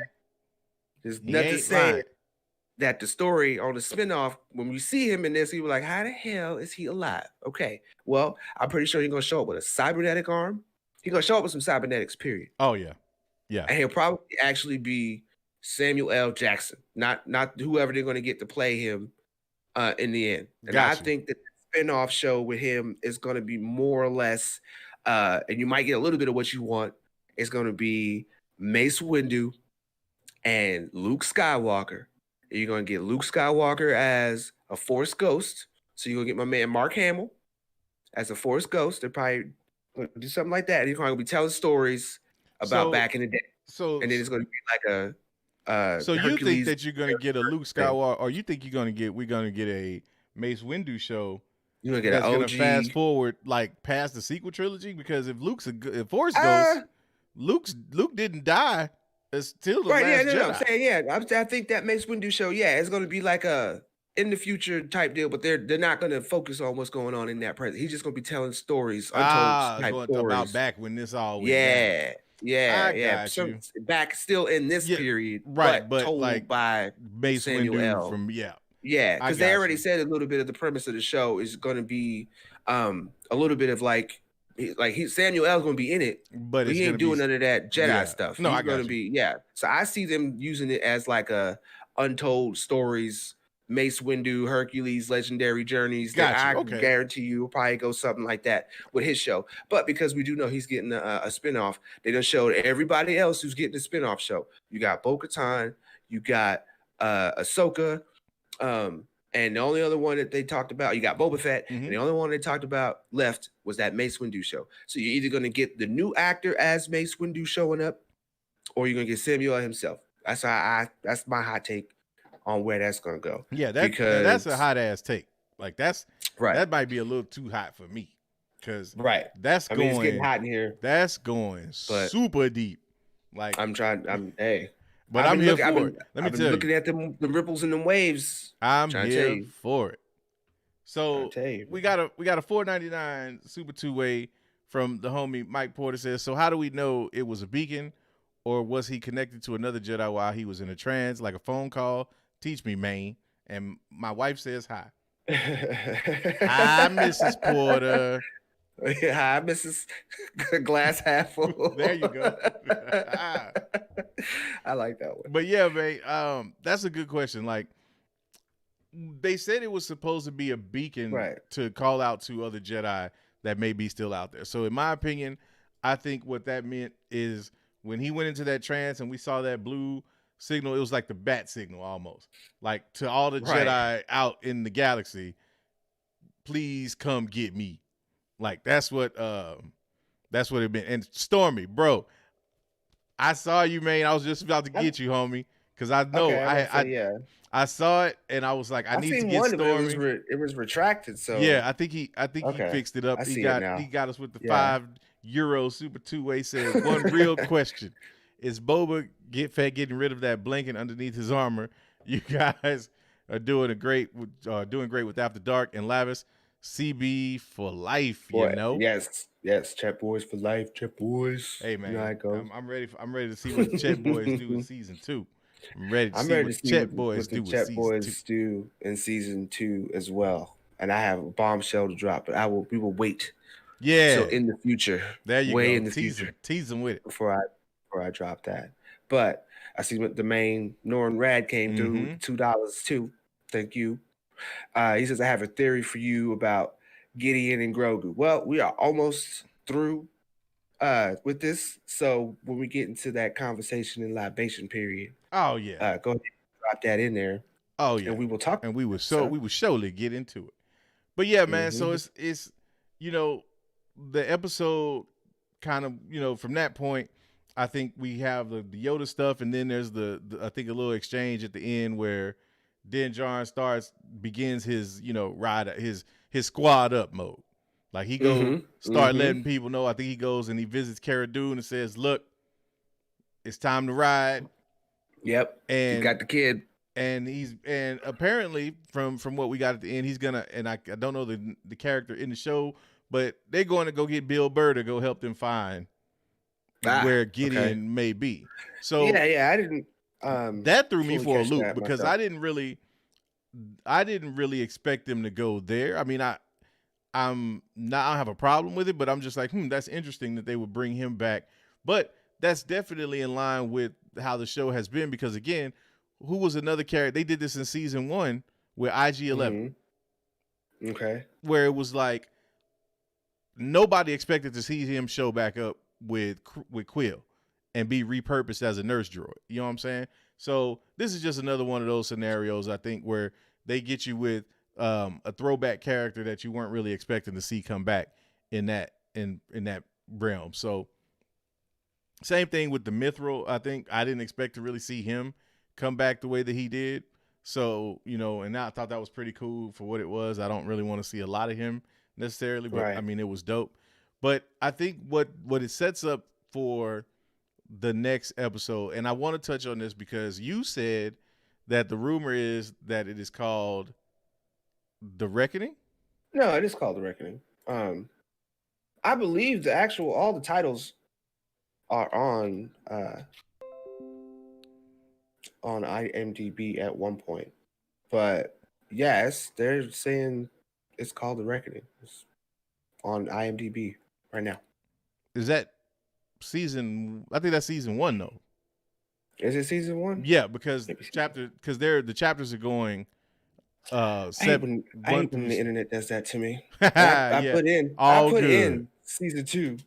All good. Well, see, spell it all the way out. Yeah, but the thing is, they're not doing the seasons. They didn't renumber them 1 through 8 this time. So this is right. Yeah, no, this is chapters. 15. They go by the chapters. Yeah, chapter 15. So it's chapter 15. I'm gonna search for it that way. Then, yeah, because you had my mind spinning when you told me it was The Reckoning. Because I was like, that sounds like some. But it probably won't be too far off. Yeah, no, it probably won't be. It probably won't be. But that's the thing for me is like, what are we gonna see in this next episode? Like, how is this going to go or grow even more from where we are right now? And what are they setting us up for a season finale? Because based on every episode that we've got in the second half of this season, we in store for something pretty damn big, in my opinion. Like, I think they're going to hit us with something like, yo, I don't know if we ready for this. Like right. It's gonna, because they're doing so much with this show and they're setting up so much with this show. Do you think, for example, and y'all let us know in the chat too, do you think that we will actually see Grand Admiral Thrawn before the end of this season? Will we see him on screen? I think, like I said, you're gonna get like an end game thing, or and how they did the Marvel shit. They're gonna maybe pop him in or show him lines somewhere, or maybe you'll hear his voice like after Moff Gideon's like, we got what we came for or whatever. I think maybe you'll get him that way. I don't think you're gonna get him like walking in full blown. But I think after hologram, no nothing, just no. I mean, if something like to that effect, I don't think you'll get like a full like actor or full Thrawn thing. I think that's going to be something we're here rumored for like season 3 or something like that. I got you. So like full on. I don't know. I feel like it will depend on which way they take this season finale, because if they're going to allow the heroes and Din Djarin to get the Darksaber back now and basically defeat Gideon now, then I feel like we'll see Thrawn at the end of the season. Like, that'll be the tease for the next season. Right. Yeah. But if they don't, and it's going to be a situation where they get away, then what I think they could do is tease at the end that that Moff Gideon is going to rendezvous with Grand Admiral Thrawn, and tease that appearance for the next season. So it could go either way. I'm leaning more towards that it ends up being a situation where he's going to meet up with Thrawn by the end of this season, and that Thrawn isn't the one that comes and bails them out. And I think that Grogu will still be in the hands of this post-Imperial remnant by the time we get done with this season, because I just don't see them doing another season finale where the good guys get Grogu back again. Like, I just don't see that. They did that with season 1. I just don't see them letting him get back that. If Grogu is to still be an integral part of the Mandalorian going forward. Oh yeah, if he's going to be a part of this, then he's not going. Then I don't think they're going to give him back to Mando right away. If he's not going to be a part of this series, and this is my hot take, if you will. If we won't see him after this season on Mandalorian, then he will be rescued, but he will be rescued by Ahsoka. And Ahsoka will have him in her series and essentially be with Grogu now, carrying on that mission of trying to get him to a Jedi.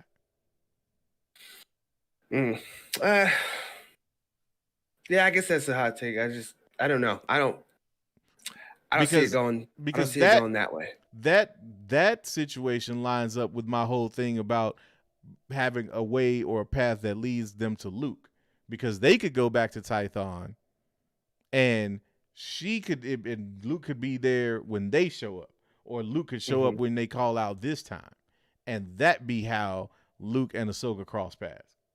That's just a possibility. Likelihood of that happening, not very much, not in my opinion. But I'm saying, right. I think that if they go the route of this being the last season you see see Grogu on Mandalorian, then Ahsoka's gonna have to come be the one to rescue him. Like, she's gonna have to come get him. I don't think it has to be Ahsoka though. That's why I think they left it ambiguated with the Jedi. Like, who is this person that could possibly show up? That so you think a Jedi would just pop up and come get him? I think the Jedi is gonna pop up. Like I said, maybe Mace Windu or something like that. Maybe they pulled up right when they grabbed him. Yeah, you know what I'm saying? Maybe they pulled up right then. Even though my man left and met up with Cara Dune later, and now they're off searching for old dude. Like, maybe he's just tracking him because he doesn't know exactly what's going on. Why is the stormtroopers after this dude? Why'd they pull this away? Or maybe he's tracking Gideon in them. He ain't even worried about the Mandalorian. You know what I'm saying? So we'll see him pop up because he's been tracking Gideon in them. And then there's gonna be one of them. I just feel it. I feel like they're gonna do one of them cliffhanger moments. Where it looked like either somebody's gonna die.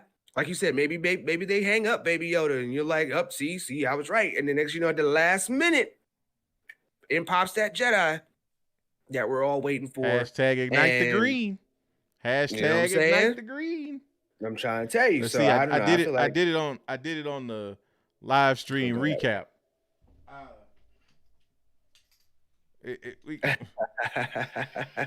You can't quite see the green, right? But they dang show can ignite this bad boy, and I would not be mad one bit, not one bit, if they got rid, if they did it. But I don't know, man. Like, I as much as I want to see that, like, to me, that would totally derail the show. Like, it would totally derail the joint. Like, if you have Luke come in, that's like basically when you have your demigod NBA players show up. Like, I'm just like, it's not even fun anymore. Like, nobody's effing with Luke. Right. Who's messing with? I feel like Luke is the Batman of the Star Wars. You know what I'm saying? So that what I mean by that is, like, Batman, you mostly got him in movies. You almost never see Batman on a TV show unless it's cartoon. You know what I'm saying? You know what I'm saying? So, like, I don't feel like it's gonna be Luke. I feel like that would be too big of something. Even if they did it the way I brought this up to you last time, and was like, they could disguise it as one of those little parties, and dude's already filming for him. So they could have already secretly done some stuff. I feel like somebody would have leaked that, man. No, bro, because the thing about it is, with the volume and the way that they film, man, they could have just had dude there. And they don't even have to have, the thing about it is, you don't even have to have Sebastian Stan on the set of Mandalorian to film his Luke scene if you were just going to have him pop up like that. You know what I mean? I got that. That's what I'm saying. But my thing is, you cannot have Luke show up and not get down. Like, you don't have Luke show up and all he do is talk. Right. Hell no. Nah, I agree. So that's why I'm saying he can't. I don't want to see him in this show, because the moment Luke shows up and lights that green lightsaber up, all bets are off with Mando. And I disagree with you slightly on the idea of Luke being a box office character only. I agree with you with that 100%. No, I don't think that he is, but that's how they treat him. No, right. Okay. So, but what I'm saying is, I put him in that category. That's the way they treat him, sure. But I think what we're about to start seeing is the idea of the box office character going bye-bye, because you just said that, right. Batman, for example, and this is a great example, is not somebody like he's meant for the big screen. Well, the Snyder Cut. That's right. The Snyder Cut's coming out on HBO Max.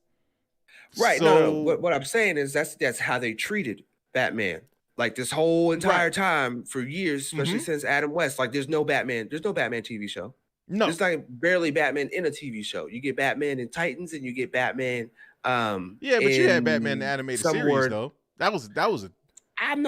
That's cartoon. I'm talking live action. You get Luke animated. You got Luke animated in but that's what I'm saying. So a lot of these different shows. Could you have same thing? Okay, so here's my question though. So what I'm saying is though, from that aspect, you could have a live action Luke Skywalker cameo only, and do an animated Luke show, and say this is Luke going forward, and then save that live action Sebastian Stan Luke for a movie or for a big motion picture type thing where it's like, okay, we'll tease this as somebody that we have out there.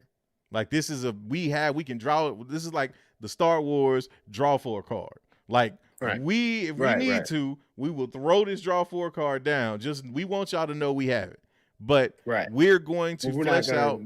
That's what I'm saying. So that there is precedent for that. And that's the way that I feel like you could get, if you wanted to bring Luke in, that's one of the ways that you could do it. If you're saying, well, how could they turn Luke Skywalker into a TV show? Well, the same way that they did Anakin Skywalker.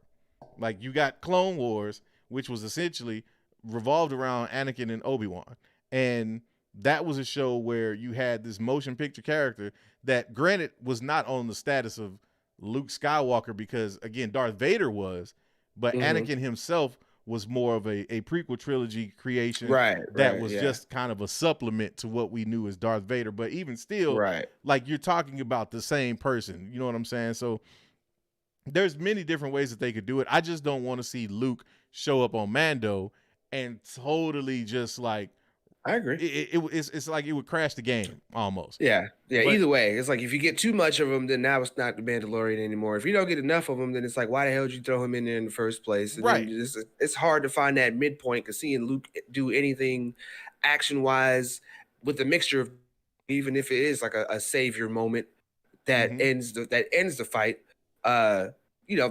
any of that, it doesn't sound like enough. It doesn't sound like enough, or it sounds like it's too much. It's just gonna be. That's why, I agree with you. You got to tread very lightly when you're talking about Luke, man, and how you handle Luke, because that's one of those things, man. That's a linchpin. You trigger the fans on Luke. We've seen what happens with that. Yeah. That's what I'm saying. That's why I think it would be good and dope if they did have Mace Windu pop up, and then in his little spin-off show, like I said, it's just him and maybe like the different Force ghosts. You know what I'm saying? Maybe even get a Force Ghost Yoda one episode, and they're talking about past episodes or past things that happened during this time period, or whatever other period, and answer certain questions that people have for things. Maybe they go into the whole Order 66 thing, and that's what kicked off. I mean, maybe they kick off from there. He's talking to somebody about after he got his arm cut off and Force thrown out the window, how he got rehabilitated, and maybe they use, like I'm saying, I think they might use cybernetics and bring him back that way. If they can do it with her, then why can't they do it? Yeah, no, it definitely is. And then that would explain how using that plus using the Force could extend how old, how long he's been alive and stuff like that. Right. So I think it'd be dope to go that way. Yeah, for sure. It would definitely be dope. It's just I'm curious to see how they play it, and it's just I think all of it is going to be centered around how or where they take this next episode or these last two episodes and where that goes. Real quick, let me make sure I catch B Stone in the $4.99 Super Two-Way. Surely appreciate you for that one, homie. I say he should kick off the libation too. That's most definitely. We're gonna get into that libation and conversation right now. B Stone says the only two things saved from the Razor Crest were the spear and the control knob. Any theories on where this knob comes into play? I think it's kind of like what you were saying. You know what I'm saying? It was kind of an illusion of one way or the other that, out of all of this destruction, Baby Yoda will be the only, like they will be reunited in some way, or that this is kind of like a foreshadowing of this is all you about to be left with. Is this like this is all that's going to be left. Could go one way or the other. I don't think there's anything major with the knob necessarily. It could be a situation where it doesn't come into play until maybe 2-3 seasons down the line, just depending on what. But I think that all depends on what happens with Baby Yoda. You know what I mean? If they reconnect, if they don't, how's that gonna work? Right. So yeah. Something that just came to mind when it comes to the ball. Another little thing that they could do, and this could be very CW of me, but he has that ball, right? So they go to Gideon and they're fighting to get him back or whatever. But something infringes on him, or him using his force power. But for some reason, we'll see like a difference between him doing it on command and being asked to do it. And what we saw him doing with the stormtroopers. So it's kind of like when he sees Din Djarin, for some reason, it makes him more of the light side, which is the reason why he doesn't use his powers. You know what I'm saying? So he kind of clams up, but then he shows him that ball, and he's like, use the force. Yeah. But, and that ball is symbolism for Grogu, and that kind of unleashes him, and that could be another way that they kind of end this fight. You know what I'm saying? He's like, hey, I came for you, buddy, and I got the ball. Ultimately, he gives it to him in the end, and that's the little sentimental part of it all. But I feel like that ball, it has some kind of significance. Plus, speaking of orbs, that kyber crystal from that egg, from that dragon. Still need There's to another spherical shaped thing that they teased that we haven't paid off yet. So now's the time to do it. They already threw the first Easter egg in there with Boba Fett. He's fully in it now. So he could go back and try to meet up with my man and wind up coming across that egg again, and we can get the backstory on that. No doubt. He goes look for Mayfield. Yeah. So it's a good thing. What do you guys think? Well, let us know what y'all think. Hit us up with some questions. Now, I saw some questions earlier, so go ahead. I saw one that I wanted to get to. Lord Savage had a comment, and it jumped out at me because I saw this, and I think it was Star Wars Theory that also had the same opinion. And shout to the Nerd Theory podcast. Make sure y'all check that out on Mondays. Yep. Homie Josh Lucas and Star Wars Theory getting it in, man. Yes, they are the Star Wars aficionados that I aspire to be one day. So, check them cats out, man. But they were basically saying, that, and I think this is a sentiment among a lot of fans, that they should just de-age Mark Hamill if they're going to try to bring Luke back.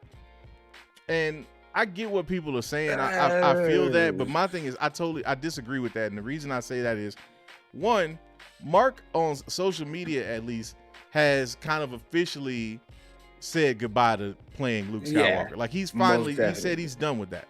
Number two, if we're gonna get Luke Skywalker in live action, I want to see Luke Skywalker, the dope ass athletic Jedi with powers that go way beyond. And if you de-age Mark Hamill is not the young Luke that he used to be. So he's not gonna be able to give you that type of I want to see Luke the way we saw Anakin in the prequel trilogy. I want Luke in his prime, and you can do that with a Sebastian Stan as Luke. Oh yeah, because he's handle super close. Right, he can handle that. He's got the ability to kind of do some of that work. So I think it's a nostalgia thing for us because it's hard to let go of those OG trilogy characters. You know what I mean? I think this was the same way or the same problem that people had with Han Solo and my man playing him in the Solo movie was, that's not Han Solo. And I agree with you from a look standpoint, it was hard. But in terms of him encapsulating a Han Solo at that age and at that mind frame, that, and it kind of struck a chord with me because Han was at that point in his life kind of like this, I can accomplish anything. Like I'm everything is a happy, ending. Like everything's gonna work out. And it's kind of like that naive mentality that we all have when we're young. You feel invincible. You think everything's gonna work out. He wasn't battle hardened. He hadn't really dealt with any real loss at that point. Right. That was kind of his first loss, was seeing, Kira flying off in Maul's ship at the end of that movie. But that made sense. Like his character, I could feel him as Han Solo in that character, or in that movie. It's the same thing with Sebastian Stan as Luke. As long as I feel like I'm watching Luke on TV, like, or on the show, or on the movie, whatever, I'm cool with that. Like, I don't need necessarily to see Luke and it be Mark Hamill necessarily. It didn't have to be Mark Hamill. Right. Exactly. It's like me trying to be like, oh, it's got to be Michael Keaton for a new Batman. Like, I mean, we all have our favorites. We all have our favorites, and we all have, those. And I'm saying, if you want to be attached to Luke and Mark Hamill, and if when you think of Luke Skywalker, you automatically think of Mark Hamill, and that's it, then I get that. Just like, there were people who were upset when they digitally altered Episode 6 to put Hayden Christensen in Anakin's place.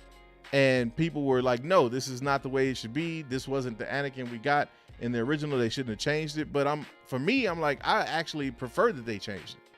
Because my question was always, well, if this man got burnt up and was put in a cybernetic suit, then how did he all of a sudden morph his entire body and a completely different shape from what we got from Anakin in the prequel trilogy? It just didn't add up to me. So I liked the fact that they made that change. Here's a hot take for you. I almost wish that they would go and alter that final scene with Luke and alter that with Hayden Christensen's face as Vader, as the corroded toe up from the flow of Anakin Skywalker under that Vader mask. To me, that would hit a whole lot harder when you remove that mask, I see Hayden Christensen's face under that. Like, that would just be like, damn. That makes the whole thing, but I don't think they would ever do that. I'll tell you another one that I think I wish that they would do, and this is the one that really might piss some people off. So we might see the views go off real quick. And that's, I think, I wouldn't mind if we got a recut of the OG trilogy with Ewan McGregor as Obi-Wan instead of Alec Guinness. Like, I would not have a problem with that one bit. If they wanted to go back and digitally put Ewan McGregor in those movies as opposed to Alec Guinness for continuity issues, I'd have no problem with that. Now, I don't think that should be something they do. Fake guys are listening. I'm not saying that they should do that with every movie or that should be like a standard all the time, but I have no problems with them doing it in this case because I am more attached to the Ewan McGregor, and he has been more prevalent throughout Star Wars now for the 42, 43 year history of it than Alec Guinness was at this point. And Obi-Wan still plays a significant role. So look, I see it already. I got people, no, Al, you crossed the line. And I'm like, man, look, y'all can just be mad at your boy today because I've been on this one since Obi-Wan. Look, Ewan McGregor is my Obi-Wan. I'm sorry, y'all. Y'all can hate me all you want to. Ewan McGregor is my Obi-Wan, and I cannot wait to get his series. Alec Guinness was dope, but come on, man. He's the old one. He's old. Right, and I totally get. Obi-Wan. Yeah, he's the Obi-Wan Kenobi, and I'm not even mad at that. Like he did his thing. But my thing is, now Chuck, I don't need no nap, man. Now I'm up. I might have needed one when we started, but now that caffeine kicked in, bro. I'm good. Shoot, we were supposed to stop almost an hour ago. Yes, we were. So we love you guys. We just cruised on by that mark, didn't we? Yeah, we did. Nah, I was already seeing that coming as soon as 4 o'clock hit for me. I was like, we're gonna keep going. We're gonna keep rolling. We're gonna keep rolling. Yeah. That was the tired me talking. Well, tell them because we are here for you. Yes. The people. We got that one that time. Did we? We got that one same time. We getting better at this, man. We getting better at this. Yeah, we are. I like it. All right. But yeah, hit us up, man.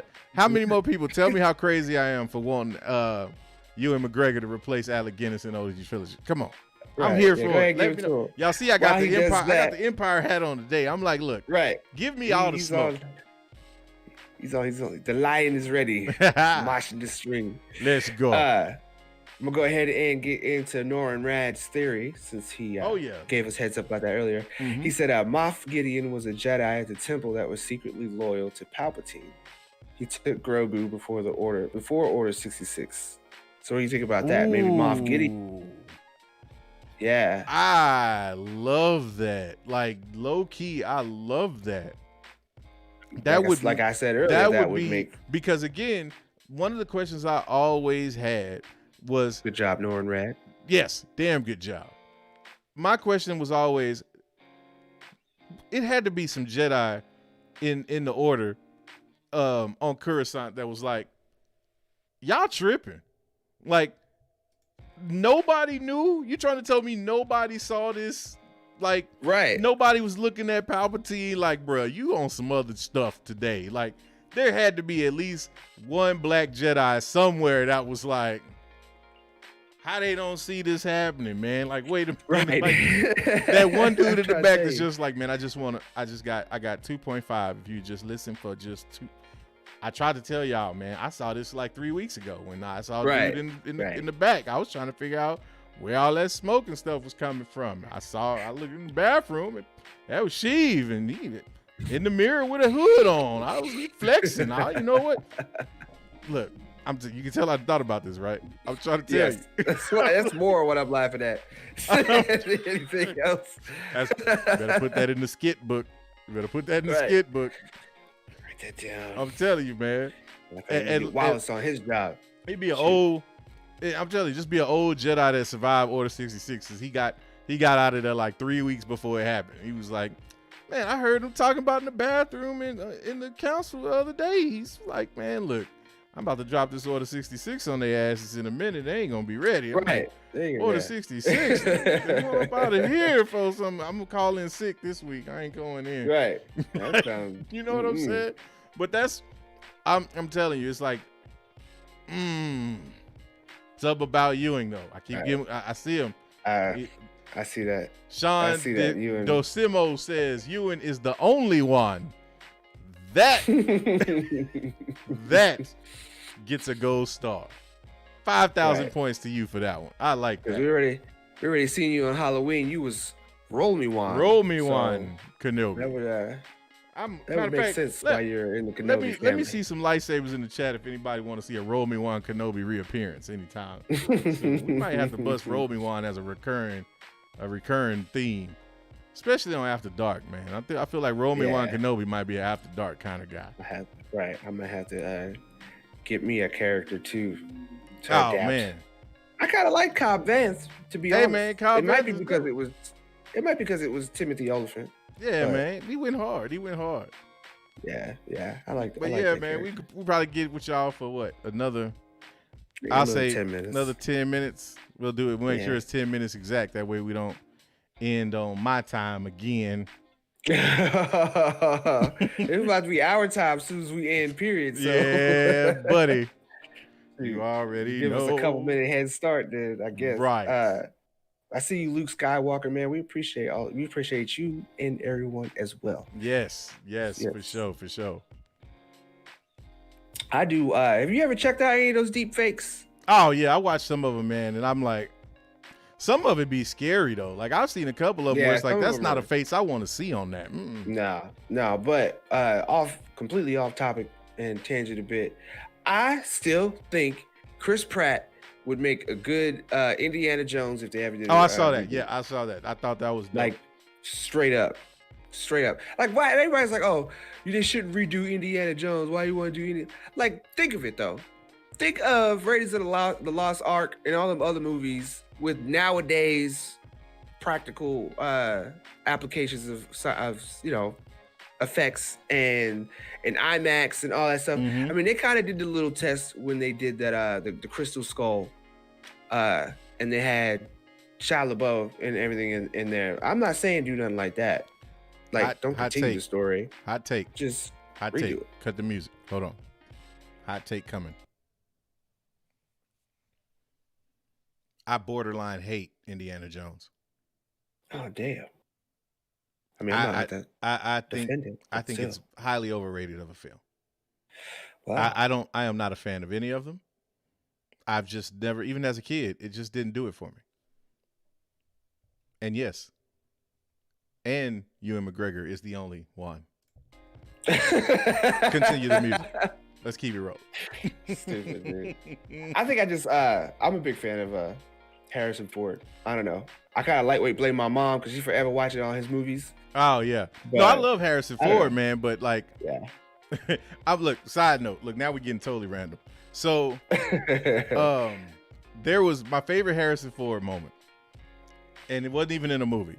He was on a what's his name? Not Chris Angel, David Blaine special, or David Blaine was at Harrison Ford's house and did a trick where he put a card that Harrison Ford picked and pulled it out of a grapefruit.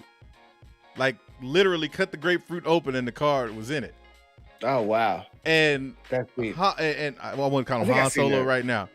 Harrison Ford had the best response, and this is when I said Harrison Ford is one of us, because the moment in the very most calm voice, he looked at my man and said, "Get the F out of my house." Like, yeah. I was dying. I was like, bro, I just said the same thing. I'd be like, you got to go, bro. I don't know what you're doing or what you on, but get out of here. No, that force shit is on TV. You coming in here doing it for real. Right. I don't trust you. Go away. Yeah. Yes. That's how you knew it was real magic, though, for him to be saying something like that, because that's exactly what I would say. Oh, man. But yeah, what we got? Mike Porter, I don't know what is up with your emojis. You put the blue, the lightsabers in there, and it's literally text. Oh. We might have to hit up Chet for that kind of technical difficulty. Oh man, I'm rolling back up and I'm seeing all the outrage at my. Oh man, they said. I see Mike Porter was a slightly triggered OG fan. Got slightly. Hey man, I'm just telling y'all, man. Indiana Jones just didn't do it for me like that. Like, it just never really hit with me that well. Maybe I need to go rewatch it. Maybe I need to sit there with an open mind. Everybody saw you go to bed. That's the first time I've ever seen you know what I'm saying? Look, I'm never like everybody's against me today, but I'm just keep them takes to yourself. This is what happened when I start getting real. What y'all gonna do when I start really telling y'all how I feel? Like, who is this man? We don't support him. Look, they're trying to hit me with that C word I don't like. I'm like, I see you, Mandalorian Velez. He says, imagine DC doing a live action Batman Beyond with Robert De Niro as Bruce Wayne. I don't know why, but for some reason, me picturing Robert De Niro as Bruce Wayne, I think him as in Meet the Parents. Oh, yes. Meet the Parents and all those. Yes. For some reason, I feel like Robert De Niro would be that way, and I don't think I could take it seriously. Yeah, no, I just be laughing the entire time. He's not. Yeah, I don't think I could do that either. I don't think I can make it work. No. That makes me think of Knocked Up, where he was like, "These shoes? It's like, are you talking about these shoes?" Yeah. I don't know why. Yes. I don't think I could take it seriously. But that would be if they couldn't get Michael Keaton or make someone else old. Like, shoot, I would accept an older version of Ben Affleck's Bruce Wayne. Okay. In Batman Beyond, I could actually totally see that. That would make it believable, because at least how they did it on the TV show when it came up. Yeah. He was in the suit and everything still. Okay. Like he still had the stature and everything. Oh yeah. He was still. But then when he Terry McGinnis, he's whooping up. I mean, there's some teenagers though, which is messed up if you think about it in retrospect. But the Joker clan, he whoops up on the Joker clan like they weren't. And so I could see that. I could see something like that. But yeah, man, it's almost that time, and before we get out of here, again, I gotta say, a very, very happy birthday to the homie Josh. Yes. Man, look, Happy birthday, Josh. Josh is like one of the coolest people I know, man. Can we get some likes here for Josh? Yeah, let's For get some birthday, likes. Josh. Let's get some likes in here for Josh, man. I'm gonna let that music ride out for a second because we gotta pay homage to the homie. Homage. You gotta pay homage. I see you with that $1.99 Mike Porter. Said, Al, like what you like, Al. Do you. Much love. That's what I do, man. I try to do me, man. If you rock with it and you respect it, cool. If you don't, I wish you the best still. It's no hatred. It's all love. We all like what we like. Some of them iron nerd emojis. Iron nerd emojis in the chat for the homie Josh, because without Josh, we wouldn't have this platform to come to you live 2 times a week. And the crazy thing about that is that this is actually like something that I really didn't necessarily believe would ever happen. You know what I'm saying? Like, just to give you, I'm gonna give y'all a little bit of a peek behind the curtain. Appreciate that, Booming Bonobo with the $9.99 super chat. Yes. The crazy thing is when I met Josh, I was, literally, I met Josh watching this channel. And I was watching actually a different YouTube channel that covered Star Wars. And I think Josh made an appearance on that channel. And I was like, this dude know his shit. Like, he's got some, like, he thinks like I think. And so I subscribed to the channel and felt so good about what he was putting out that I was like, you know what, man, I really want to see if I can get down and be a part of this in some way. Like, I don't really want a big voice or anything like that. I just want to kind of support what my dude is doing. Right. But I also knew from just kind of watching how YouTube works and seeing how certain people like on the surface interact, I was like, I know that this dude probably gets DMs and emails and bullshit like all the time. All the time. Me reaching out to him and saying, hey, I really dig your channel, yada, yada, yada, that's not really going to get me anywhere. So I wanted to like let him know right off the rip that like I wasn't just some guy, that I was seriously committed to what he was doing. And so that's why I did the whole executive producer thing when I did. And like he said, when he gave me a little bit of love earlier last month, it was like, my wife, y'all got to understand, like, when you start spending $100 a month on something and you got a black wife, you better have 100 reasons for why you spending that $100. For every dollar. Every dollar. You know what I'm saying? And so, but not leave no change. I had to put my own physical well-being on the line for Josh in the early days. You know what I'm saying? And he did not disappoint. And that's the thing that people, like, I want y'all to know about this man and how committed he is to bringing y'all the kind of content that you get, like, day in and day out. This is a dude that lives and breathes this shit. Like, Josh loves this. He really believes in this. The emotion that you see from this guy is not fake. It's not fake. This dude really cares, and he really wants to bring you the absolute best quality that he can. And he goes hard to do that. So it's like, show that man some love. You know what I'm saying? And it was like, I just want to, on this day when my man is chilling and kicking back, whenever he get a chance to check this out, know that what you've done for me as a man, my guy, like, you will never understand. I cannot put that into words, what you've done and what type of an inspiration you've been as somebody that believes in what you're doing and believes and respects your craft and the discipline that you have. Like, I got you by a few years, my guy. Like, I'm your elder, but I learn from you on the daily, bro. So don't take that lightly. Like, we sit here and we joke around and we say what we say, but we also respect the hustle and we see the grind. And if we didn't, we wouldn't be up here every week telling these people to like and subscribe and sending these chats to the channel and doing what we do if we didn't believe in you, man. So happy birthday to the homie. Hope you're doing something nice. But I gotta get you. Just a little bit. So I'm gonna give y'all a nice little funny story about Josh. So gather around the table, kids, because I'm about to give y'all this is a funny Josh story.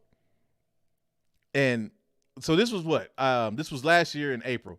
we went to a celebration in Chicago. Now, this was the first time, y'all have to understand, this is the first time that I've actually met Josh face to face. Is we all meet up at this conference, and we're gonna, do the Nerd Venture thing. We're gonna cover, the conference and everything else. We going to have a good time though. It's Star Wars Celebration, so we going to nerd out. This is my first con. I've never done anything like this. I don't, I'm around people that I've never met, and I'm just, immediately comfortable though. Like, that's the other crazy thing about it was like, and Ken was with us too. Shout out to Ken Cologne. I know you out there, homie. What's good, man? Ken was with us. Ken was super cool. Josh and his homeboy was super cool. And we just did the damn thing. But there was this one particular night. We were nerve engine hard, y'all. Like, I mean, hard. We was feeling good. We was having fun. And we hit up this local spot in Chicago to grab some grub.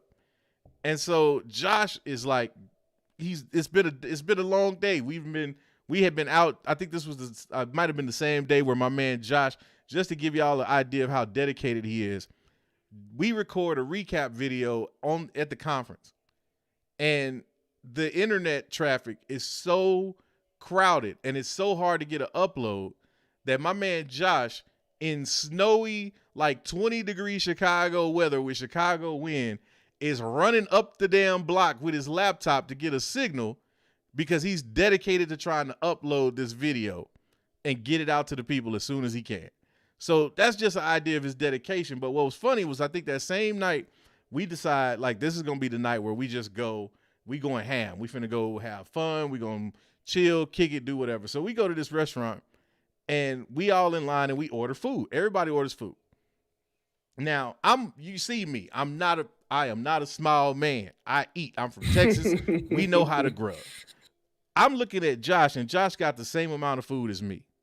Oh, wow. And I'm like thinking to myself, I ain't saying this out loud because, again, y'all got to remember, this is the first time that I'm with these people, so I don't really know them like that on a personal level. We've talked and had conversations, done live streams and all that, but I don't know Josh like that. So I'm looking at his plate, and I'm like, I got to actually see if he finna eat all this. Josh ate all this food, right? And I'm impressed. I'm like, that's a lot of food that you just put down, Josh. Right. Josh looks at me like this, y'all. I'm going to do the Josh right here. Bro. I'm like, you good? Josh was like, I think I'm going to go get some more food, bro. I'm like, hold on, though. Like, you just put away the same amount of food as me, and I'm over here kind of contemplating where I went wrong. And you finna go get more food. Josh goes back and gets more food, y'all. Like, Josh comes back with a whole nother. Josh ate for like 3 people in like a 90-minute time span. Wow. And you got to remember, this is the person who like exudes like balance and health and like wanting to try to, Josh is the dude. I'm like looking at Josh like, bro, you really letting go tonight. Like, you gonna be okay? Josh, we damn near had to wheelbarrow Josh up out this restaurant. I bet. Like, Josh was so done by the time this was over. But what's so crazy about it, and like I'm laughing inside because I'm like, he is gonna die tonight. Like, it's no way he gonna make it. Like, I don't know how we gonna get him back. And we walking like we 2.5 miles from where we were staying. So we didn't want to Uber back. We decided to walk. I'm walking with these cats. And I'm looking at Josh, man, and Josh is a power walker. Like, Josh moves with a purpose when he's trying to get something done. I literally saw a stretch, and this is why I thought about this, is because Josh had the Nate Robinson look. Josh face looked like, I ain't gonna be able to make it for about 2.5 seconds. But something in this dude kicked in, and like he just like got his ass to the spot. Like he made it and crashed out. And then the next day, we was all cussing at Josh that next morning. I'm gonna leave it at that. But I was like, Josh, you ain't shit for that, bro. Like, I'm gonna just let you know, dog. It was so dope. But that was the day. I think that was when it solidified that, like, me and this dude is gonna be rocking for a long time. And it's Right. just, you know, I look forward to getting to a point where we can have more of those types of situations, like more of those types of adventures. We want to do that kind of stuff with you guys, man. So once everything settles down, Lavis, you already know, like I've already got it in my mind that you and me gotta up the Josh story like times two. Like when we finally link up, they gotta be able to make a movie about our shit. Like that's you already know. It's totally gonna be epic. We gotta have car chases. It's gotta be a shootout scene. We gotta have like a dirty dancing flashback, like the whole thing. It's gotta be the nerd over. The nerd over. The hangover. Mm-hmm. It's gonna be the nerd over. Mm-hmm. So yeah, we're gonna wake up with lions and tigers and bears. Oh my. And some wine. And some wine. Oh man. For sure. Shoot. I'm telling you, man. The coming to a theater near you. I mean, and streaming on HBO Max. Dude, can you imagine that? Like, let's get all the EPs together and we do like a Vegas weekend and film it. Hey, it would be dope. Dope, my ass. It would be epic. Like if all of us descended upon Vegas together, just for give us 48 hours in Vegas. Yep. What's the worst? As long as I can be Eddie Murphy, and somebody got to be a Godfather, be Nick Nolte. That actually works. That actually works. Oh, that's too funny. That's too funny. But nah, yeah. Happy birthday. But happy birthday to Josh, man. Like Josh. For real, man. Yeah. For real. Look, and look at that. Now we got to go 4 minutes because, like, we've already passed my time. So now we just gonna make it all the way to 30. We just gonna make it all the way to 30. Well, I will extend that a bit by saying pretty much the same thing that my man Al said. You know, very, very, very, very happy to be here. Same thing. Watching him made me be like, yeah, I got to support my man here. And he actually, believe it or not, you might not notice, but he actually pulled me out of a lot of like bad habits that I was kind of getting into. He kind of pulled me through some things that I was going through, like especially during the Q time that we had. He kept me afloat. And also, that's when he gave me the opportunity to have this seat right here. And it was a very long, long road. And, of course, I had to prove myself in that time. But at the same time, you guys really don't realize how many people who have a platform, although they may acknowledge you like we do, here in the chat and everything, although, a lot of you guys speak with me after this, you know what I'm saying? We don't let this type of stuff go to our head. And you would be surprised on how many people who have a platform will not honestly pay you any time of day outside of maybe liking the comment that you put on their post, outside of reading something that you put in the chat. So it was real, real special to me that, somebody was able to at least mention my name, and him, instead of being like, yeah, I see him in the chat, but, he was like, no, let's give him a try, and that's extremely rare. So I'm glad to actually be able to sit here and say happy birthday to him live, and him being able to go back and, see that definitely I appreciate it. And I can see here definitely in the chat that you guys definitely appreciate him and coming here. And like Al said, my man, he grinds, dude. Oh yeah, he totally grinds for you guys. Josh is so next level with it, and it's totally next level. It's genuine. It's how we are able to do what we do for you guys with this stuff, man. Because this guy is like a one-man wrecking crew, and he's got a team behind him. We support him 100%, but a lot of us, it's kind of like, all right, Josh, you lead and we follow, man. We doing what we marching to your beat, bro. And Josh is like, oh, hold up, I'm the editor-in-chief. Right. I don't want to really do that shit. Right. Josh is like, I don't want to lead, but I want to be able to get in the dirt. I like to have my hands in the dirt, and it's real talk too. That's what makes the good leader, though. The fact that he doesn't see himself as the de facto leader, but he still is able to lead and handle all of that responsibility. So yeah, man. Das is true. That's enough kissing his ass though. Like see what though? I'm actually not looking at this because of his ass. I'm actually. I gotta give. Look, I gotta give Josh a little bit of grief, man. You still new. I can do that now. I'm the OG triple OG, so I can be like, yeah, that's enough, man. He all right. As soon as July around that time hits, June, July-ish, yeah, then I'm gonna start turning into you, how you be in our meetings and stuff. Hey, look, I'm like, I've been here for a minute. You know what I'm saying? I can't. They be like, Al, you ain't saying nothing in a minute. I'm like, that's because I don't have to. He's like, I don't have to. I don't have to say a thing. Everything that you think of me to say, I have said thousands of times before. Right. Oh man. I approve. We're looking at Al to approve. I approve this. It is fine. Go do it. Do what Josh says. Do it. Josh, why are you looking at me? I am just here for the fact that I would be fined if I am not. Right. Shoot. Whatever, man. All I know is it's about that time. Yep. That it is. That it is. It is like we always say. You ain't got to go home. But you got to get the hell up out of here. My man. Yes. It's been another good one. Man, Al. Yes, always. I guess it would not be a good one. I guess we will catch them in the next episode. Hey. And I wasn't ready for the transition, so we're going to hey again. And